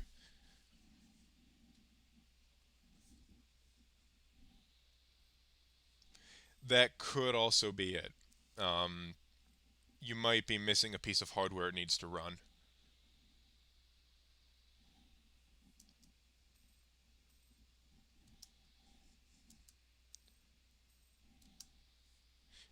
But no, I do know a bit about the Hunt of the Bismarck through the North Sea.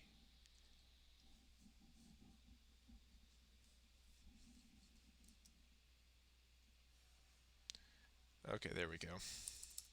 Knew that was coming. Still didn't prepare for it.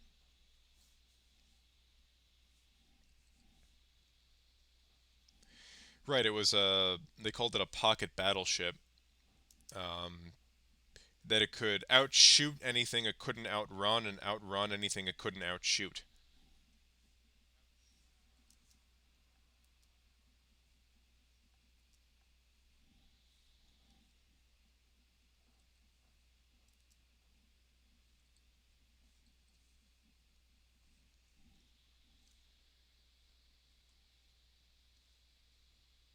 That is a big gun.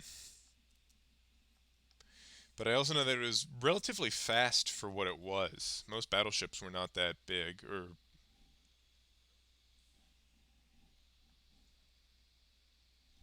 That is true. It was leagues ahead of anything the British had access to at the time.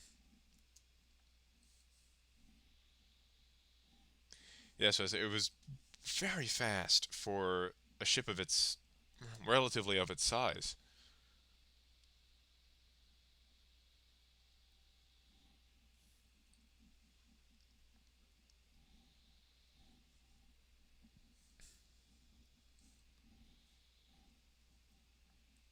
It also wasn't the only pocket battleship the Germans built. If I remember right, there was also the Gneisenau, the Graf Spee, and a handful of others, but their names escape me.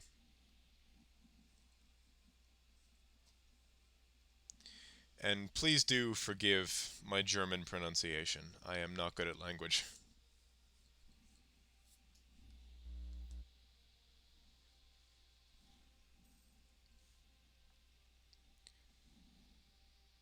Yes, I did. I do know about that. Um, Granted, most of the German Navy was sent to harass shipping lanes in the Atlantic. Thank you. I'm glad to know I got something right there.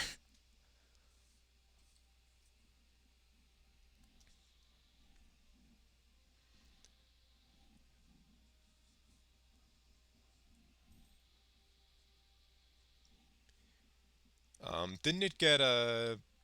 I might be thinking of a different ship, but didn't one of them get scuttled off the coast of Brazil? I want to say.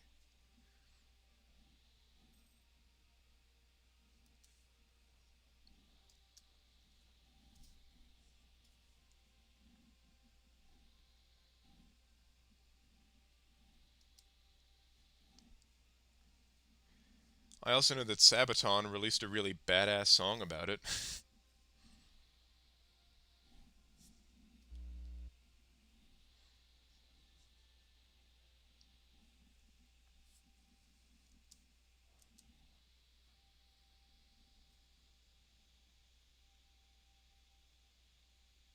Huh. I also know that some of those pocket battleships had basically aircraft on board, which is incredible.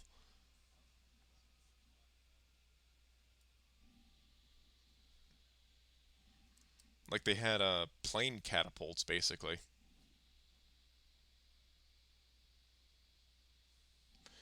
Right. Even the most advanced ship in the world can't compete with that. Huh.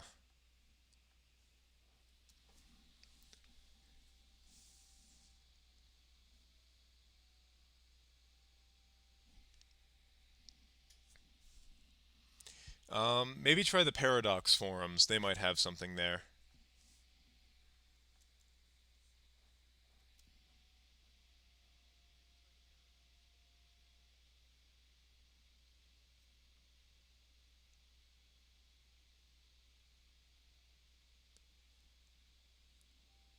Oh, what did he say about the Bismarck? Right, Scharnhorst was the other one I was trying to remember.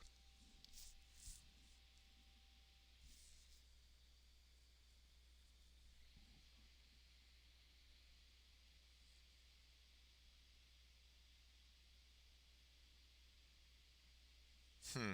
Definitely check out the Paradox forums. They should be able to help you. But four ships against one is, or four ships against two. I mean, especially in modern naval warfare, it doesn't matter how advanced. Like the most advanced ship in the U.S. fleet, if it went up against twice the number of like Russian ships, it wouldn't do all that well.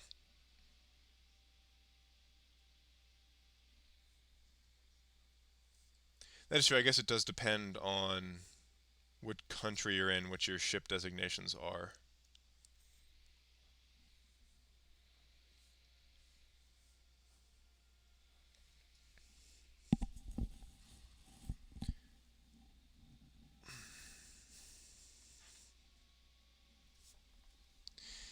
That is true.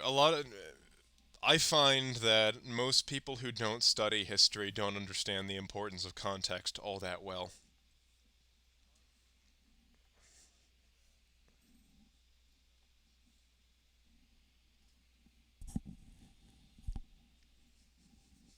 Okay, what's going on here? Well, I'll ignore him too. Nothing bad ever happened from countries ignoring problems. Yeah, no, you can't hold anything back, especially at sea, because if the British lost the sea, that was Britain done, basically.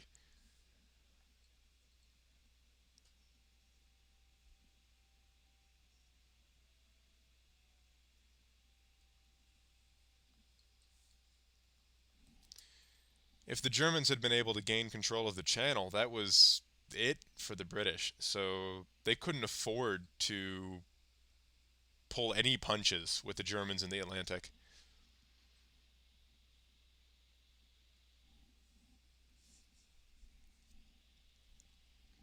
And yet, most of the ships the Germans were building, even though they were relatively few in number, would have been a serious threat. Especially considering that the British Navy was far more spread out. I mean, the British had a globe spanning empire they needed to have ships in. And actually, one of the main reasons for the the English disliking the Germans in World War One was that the Germans threatened local fleet superiority for the British in Europe. Um, fair enough. That is true. Most of Germany's naval strength in World War Two was underwater.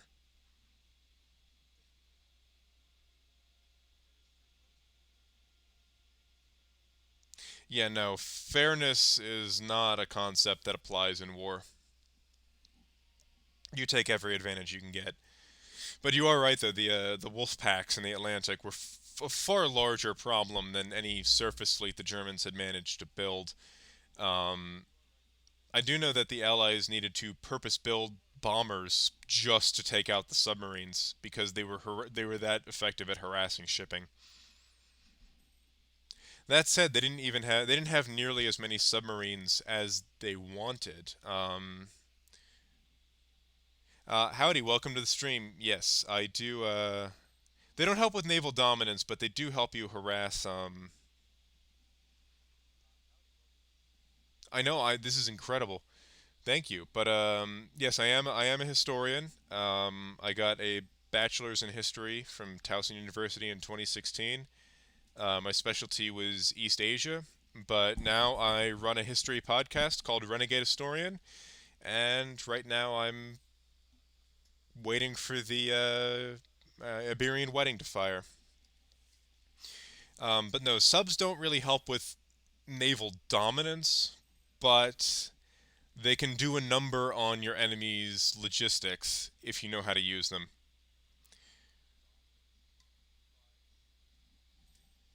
That is true. The surface fleets were way more valuable in the Pacific. But so, when did modern warfare begin? So, I'm actually going to pause it to talk about this real quick. So, I generally think that modern warfare, like how it is today, really begins kind of during the American Civil War. I mean, the 4 disagrees about a lot of things, but so the Civil War is when you start to see cavalry declining in importance and infantry kind of splintering down into smaller squad tactics. And the main reason for that was the combination of the conical bullet with the rifle. When you put those together, you got basically 1-to-1 accuracy in combat. And that really lessens the effectiveness of cavalry because a group of musketeers, or riflemen really, shooting at them with midi balls can just level the cavalry unit like that. It's absurd. So that's when you see cavalry really starting to decline in importance. Meanwhile, a lot of Civil War units operated in smaller groups than they did in the Napoleonic era. Also, yes, I am getting to that. So that's really where it begins. But when you see modern warfare, oh, also in the Civil War, you start seeing total war in Sherman's March to the Sea. It was one of the first times that, at least in the modern era, that an army intentionally attacked civilian targets with the express purpose of crippling the enemy's ability to actually fight a war. So we see these ideas in the Civil War, kind of an evolution of the ideas of the Napoleonic era. And there are a lot of European observers who see what goes on in the Civil War, and they discount it as like, oh, just the stupid colonials fighting. Um, but then a lot of these ideas come to fruition in um, in World War One, which is when you start seeing real small squad infantry tactics. Kind of, yes, but you start seeing small scale infantry tactics with the basically the death of cavalry as an effective unit on the battlefield, and you also start seeing mechanized warfare, however primitive. And then sort of contemporary warfare is a very different animal because when we're talking modern warfare, nobody in World War One had nukes, and they only had nukes at the tail end of World War Two. And warfare becomes very different when the two main factions could theoretically end all life on this planet. So that's when you start seeing the rise of proxy wars and small local conflicts and anti insurgency efforts to combat the influence of other players around the globe. But I argue that it all really begins in the middle of the 19th century. Also, yeah, you do see the beginning of metal ships, and so yeah, I argue that modern warfare has its origins in the American Civil War, or at least maybe not its origins, but that was the first time that you could see them put to use, really. Oh, sure thing. Um, if you're interested in hearing more of my ramblings about history, you can check out my podcast, Renegade Historian. I'm on YouTube, SoundCloud, and Podbean, and you can catch updates for it on Twitter and Facebook. When was the last time? That was honestly. Civil War was one of the last major conflicts where you saw sort of horse drawn field guns. After that, we start evolving into a more modern form of artillery, which is like what you see now, like the modern armies use. But sort of the smoothbore field guns, those start to be phased out 1880s, 1890s. I mean, there were plenty of old school cannons used during the American Civil War, but they don't really fully go out of style until modern artillery shows up.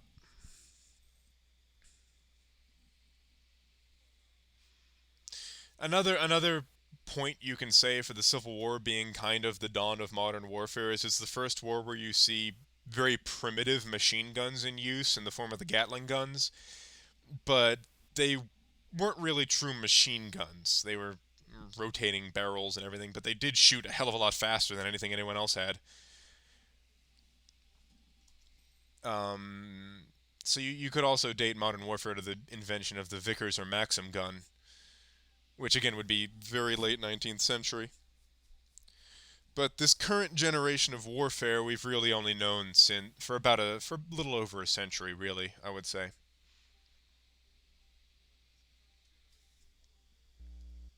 And there are some people who argue that we're progressing into fifth generation warfare, which is purely propaganda war, information warfare, cyber warfare, stuff like that.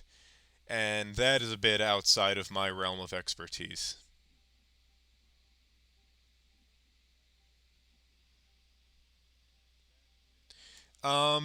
Yes and no. They were obsolete in the same way like the M14 is an obsolete rifle today. It's still in use though, and every once in a while, I mean that is also a theoretical future.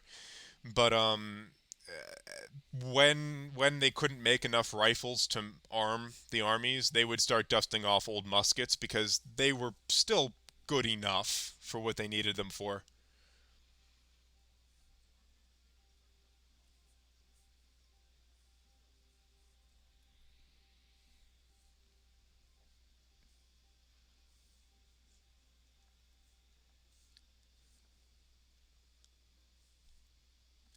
Um, and see, that's the other thing is that a lot of people don't consider when they think about military history is I mean, yeah, a weapon you have is better. A shitty weapon you have is better than a spectacular weapon you don't have. And that's the thing that um, most people don't really consider when talking military history. I mean, they probably are. But the thing most people don't consider is the army has to factor in cost when they're and simplicity when they're getting new weapons. So take the adoption of the trapdoor Springfield rifle during the like just after the Civil War. The trapdoor Springfield was not the best rifle available. It was a slow firing single shot rifle in a day and age when like Winchester lever action repeaters were available and were tended to be more common in the civilian market because they were better guns in every conceivable way.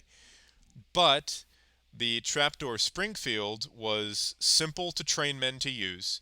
It was very similar to what came before, and it was cheap. And another thing is you could actually convert old muskets into trapdoor Springfields, so it was even more cost effective. So oftentimes militaries aren't going for the best technology. They're going for sort of the midpoint between the best technology and the most affordable and simple technology. So it's like, are there better rifles than a Kalashnikov these days? Definitely. But are there any other rifles that are that good for that price point and that simple to use? No. So the weapon persists because it's simple, easy to use, and affordable. That's why so many armies still use AK pattern rifles.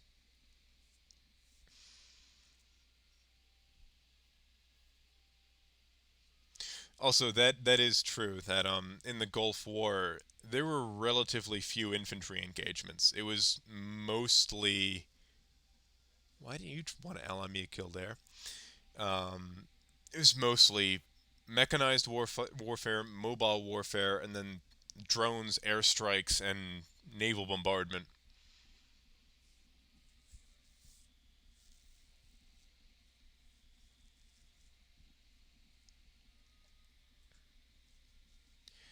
But the thing that still gets to me is how a lot of the old tactics are still plenty viable.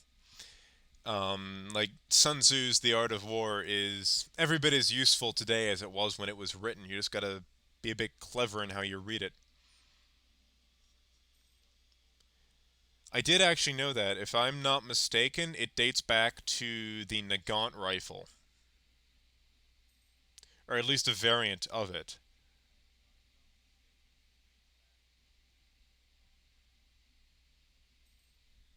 Yeah, so the Nagant was also kind of one of the shittier rifles of World War One.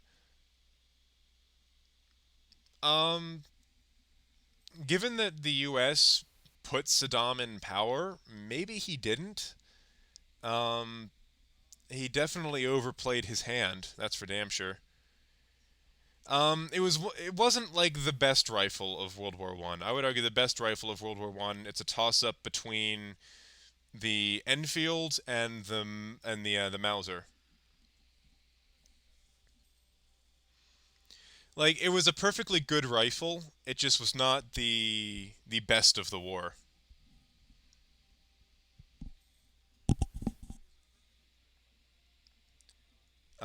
But it wasn't of like the Enfield and Mauser actions are still very much in use. But the Nagant action is not is kind of fallen by the wayside.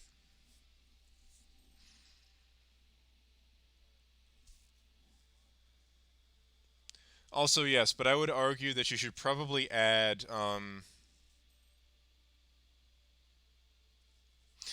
it was a perfectly good rifle for the war. Definitely better than what the Italians were using. But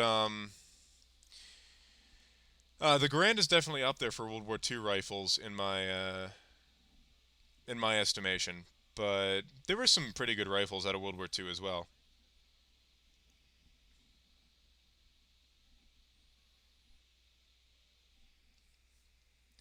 That said, it was still the rifle that killed Kennedy, so there's that.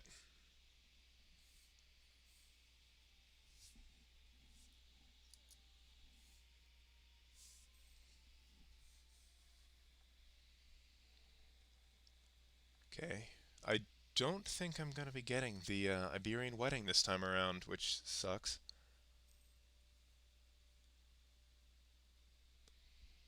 Also, how long have you stuck around? He is 75 years old. What the hell? That might be a decent reason for disbelieving it.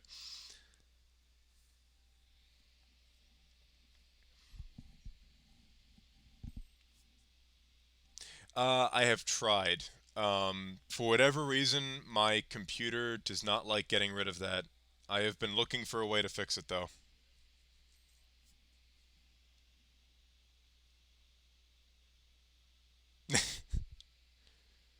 Yeah, yeah. I got it because I worked on Macs for years. Because I used to work for a law firm, and they use Macs, and I just got very used to the operating system. So it's what I know.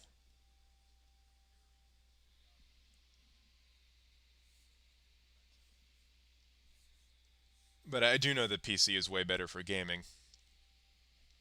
Just this is both my personal computer. It's my personal computer, but since COVID and everything, I have been using it for work.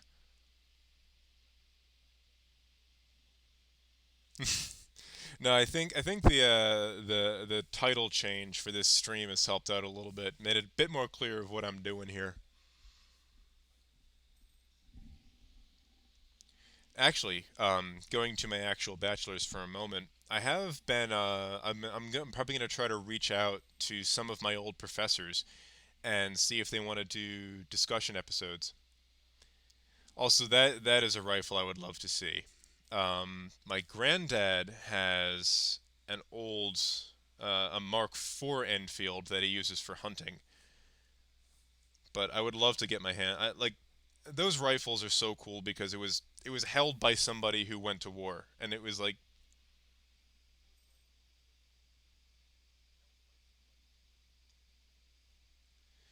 um about the only European rifle of World War II that I would say, like at least semi-autos, that I would say is sort of comparable to a Garand would have been the Russian SVD, I think that was the name, or the Russian semi-auto rifle. And that's just because the Germans reverse engineered the Gewehr 43 from it. And it's kind of still in use today.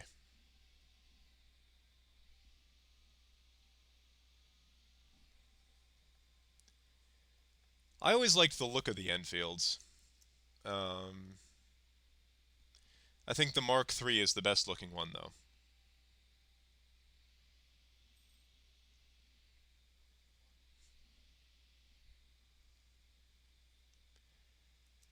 But when it comes to, if we just take which rifle has been the most enduring one as the best, then it's the Mauser, because the Mauser is the basis for pretty much all modern bolt action rifles.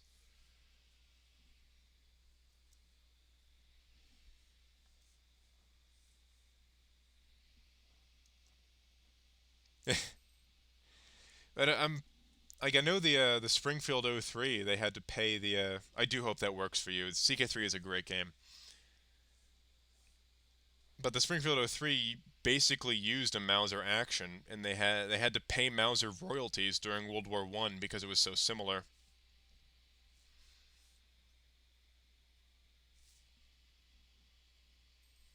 Yeah, definitely do that. I'm sorry it's not working all that well for you.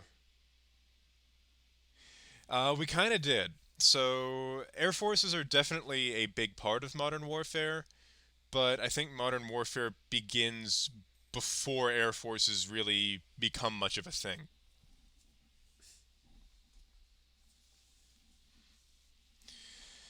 Because World War One is the first war where you really see them, and World War Two was the first war where air forces really played a large role in it.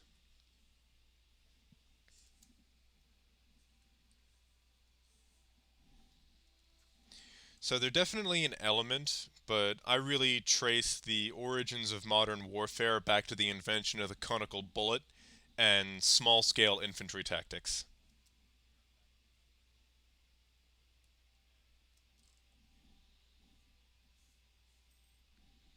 Also, I apologize if I'm cutting in and out a little bit. My internet has been acting up.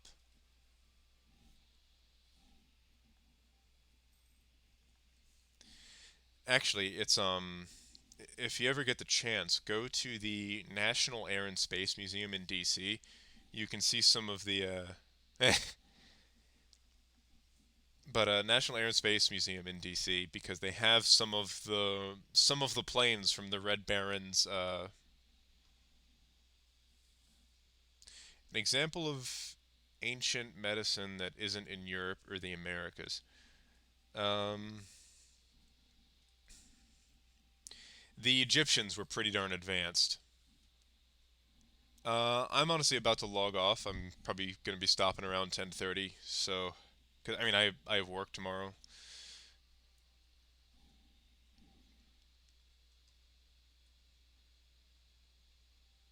Um, but definitely next Friday I am 100% down for it.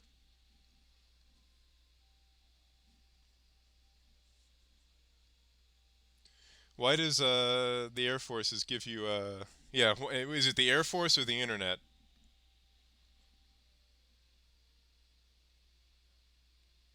Oh, I'm sorry to hear that.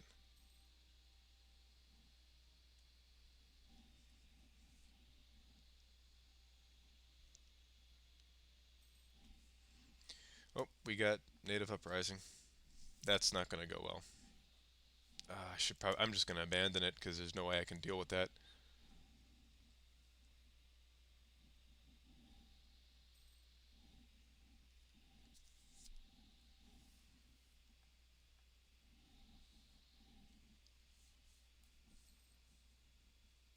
I have a fair amount of money actually. Quarantine the port and oh, get a good church going. I'm probably going to start with the New World because I'm playing with a different mod actually that it simulates an accurate colonization of the Americas, historically speaking. So you stop getting things like Portuguese Canada. Because, oh, wait. Oh, there we go. I discovered the New World. Huzzah. Um, but, I was sick of seeing things like Portuguese Canada and French Alaska. So I got a mod that makes colonization happen more or less as it did historically.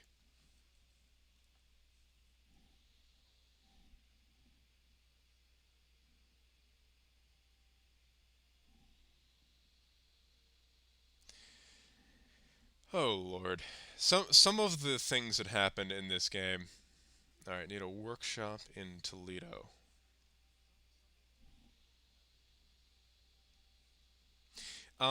I will find it for you. It's like historical colonization or something along those lines. I will stop a little early and I will pull up a mod list to show you.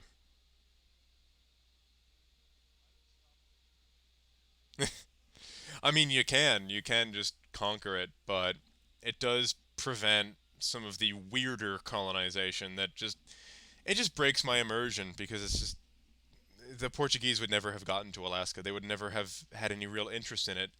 Even the Russians barely had any interest in Alaska.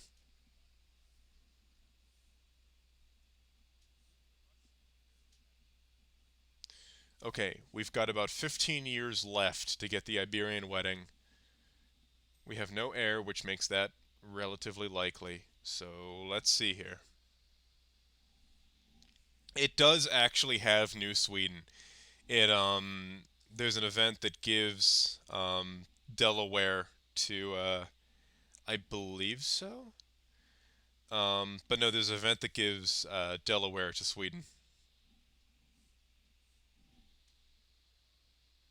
So it is fully historically accurate. Ah, damn it! I didn't want an air. Oh well. Basically, yeah. Everyone else had New World colonial empires, so like we want one too. Even though there is, well, fuck all here. If only they knew the sheer amount of oil that was under it. That is not a bad idea. I certainly have the prestige for it.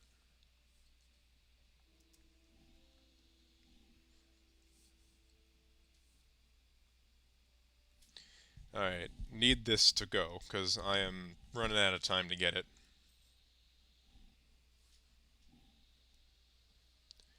I don't think so. I think it changes too much to be an Iron Man compatible one. But for casual games, it is so nice to not have weird wackadoo shit happening.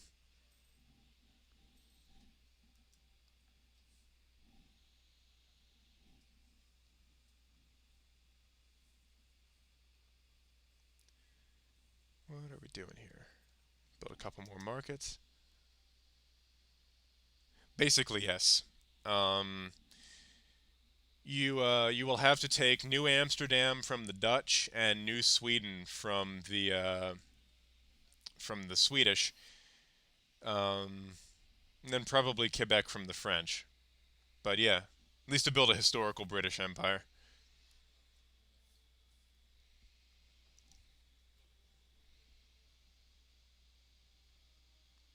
Also, not a bad idea.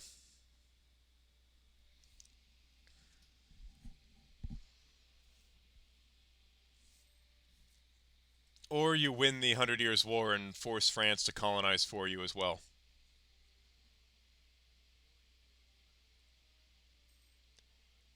Yeah, he must be the biggest buzzkill at Paradox's office.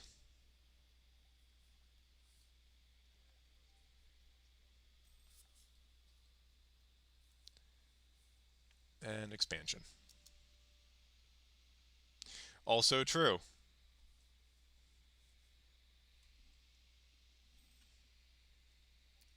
In the same way that comic books has taught me, damn it, that money is the best superpower.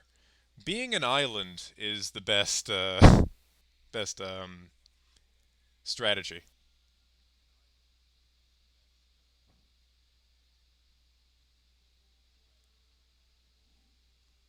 That is true. I'm interested to see what they do with it. Also, this game is now cursed because I am most definitely not getting that Iberian wedding now.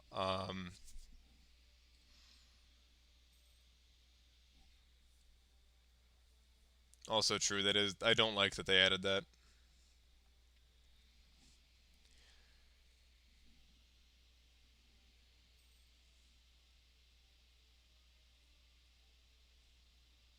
Also true. Yeah, no, I was joking about the buzzkill. I like Paradox as a company. Their DLC policy is annoying, but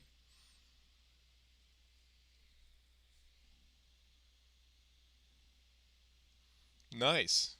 It's a bit late on a Sunday to be finishing work.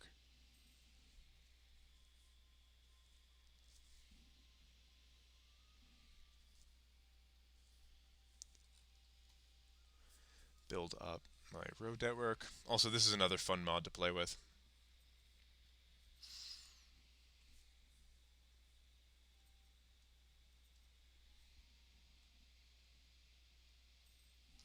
Also, that's fair. Yeah.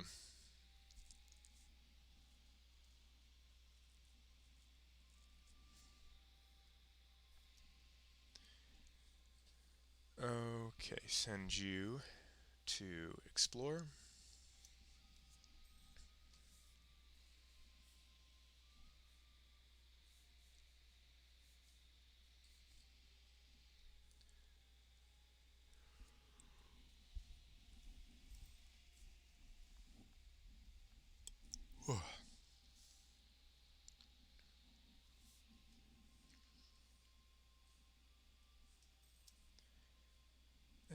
take the fort defense because he's the only cheap one.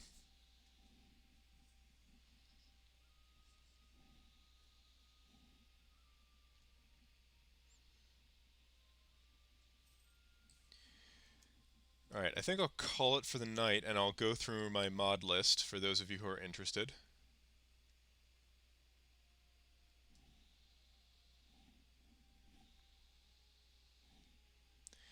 Um, it's up to you. Um, they certainly didn't become a full part of Great Britain until I forget when, but it was fairly recent, all things considered. They were a separate kingdom under the unified crown.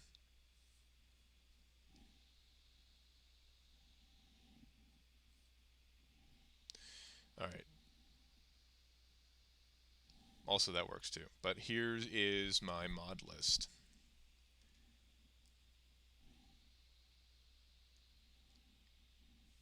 I honestly don't know. I want to say they will, but so updated flag improvement pack is great. History of Europe is a very fun mod that I highly recommend. It gives you the full history of various cities throughout Europe. So get that one if you want to learn the history of different cities. Bunch of unit packs, but you need some DLCs to make them work. This one is fun because it changes cultures to look more like you get like red tile roofs in the Mediterranean countries, for example. This one I like because it allows you to get those sexy German Empire borders, and fixes a bunch of other borders as well. Makes them look more, well, basically how they are today. Missions Expanded is great. New World Colony Names is a fantastic mod that changes province names to be more in line with what they might actually have been. More unit packs. Flavor and Events Expanded is good. All Roads Lead to Rome is the road mod I was playing with. Great Exhibition is good. It changes advisor portraits and event pictures and makes them more historically accurate. But here it is, Historical Colonies is the mod that I've been using.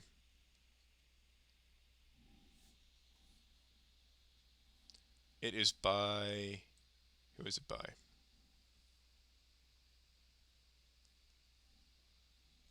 Uh, yeah, so just Historical Colonies with that name.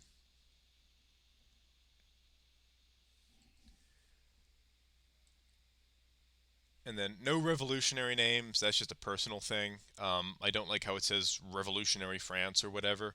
Granted, I rarely get to that phase in the game, but still, it's nice to have it on.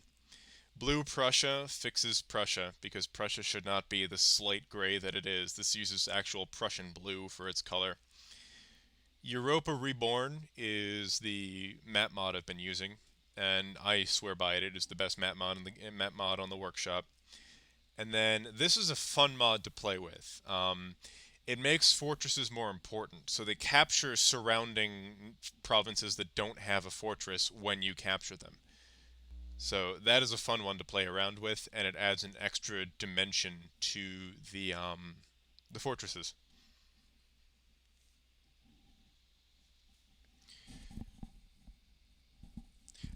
You have to go through the revolution, which only really kicks in the 18th century thereabouts. Like it's a very end game mechanic, but you have to have you have to have the revolution event disaster. It's an event for France, I believe, but yeah, it's a disaster. But you get a revolutionary republic, which you can turn into a revolutionary empire.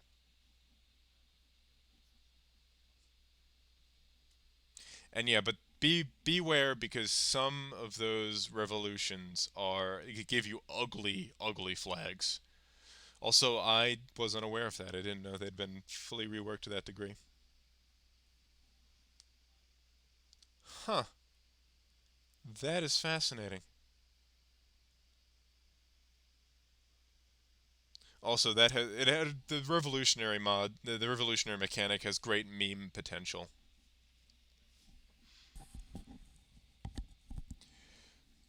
But I think I'm gonna sign off for the night because I have work tomorrow and everything. So Great talking with you all. I do this stream for the people who just joined in. I do this stream every Sunday, and I just kind of talk about history and play historical video games. I also do a Friday. I have not seen it, but it sounds cursed. But I also do a Friday stream that is either multiplayer or Crusader Kings 3. So check those out if you like. I'm Renegade Historian. Have a great night, everybody.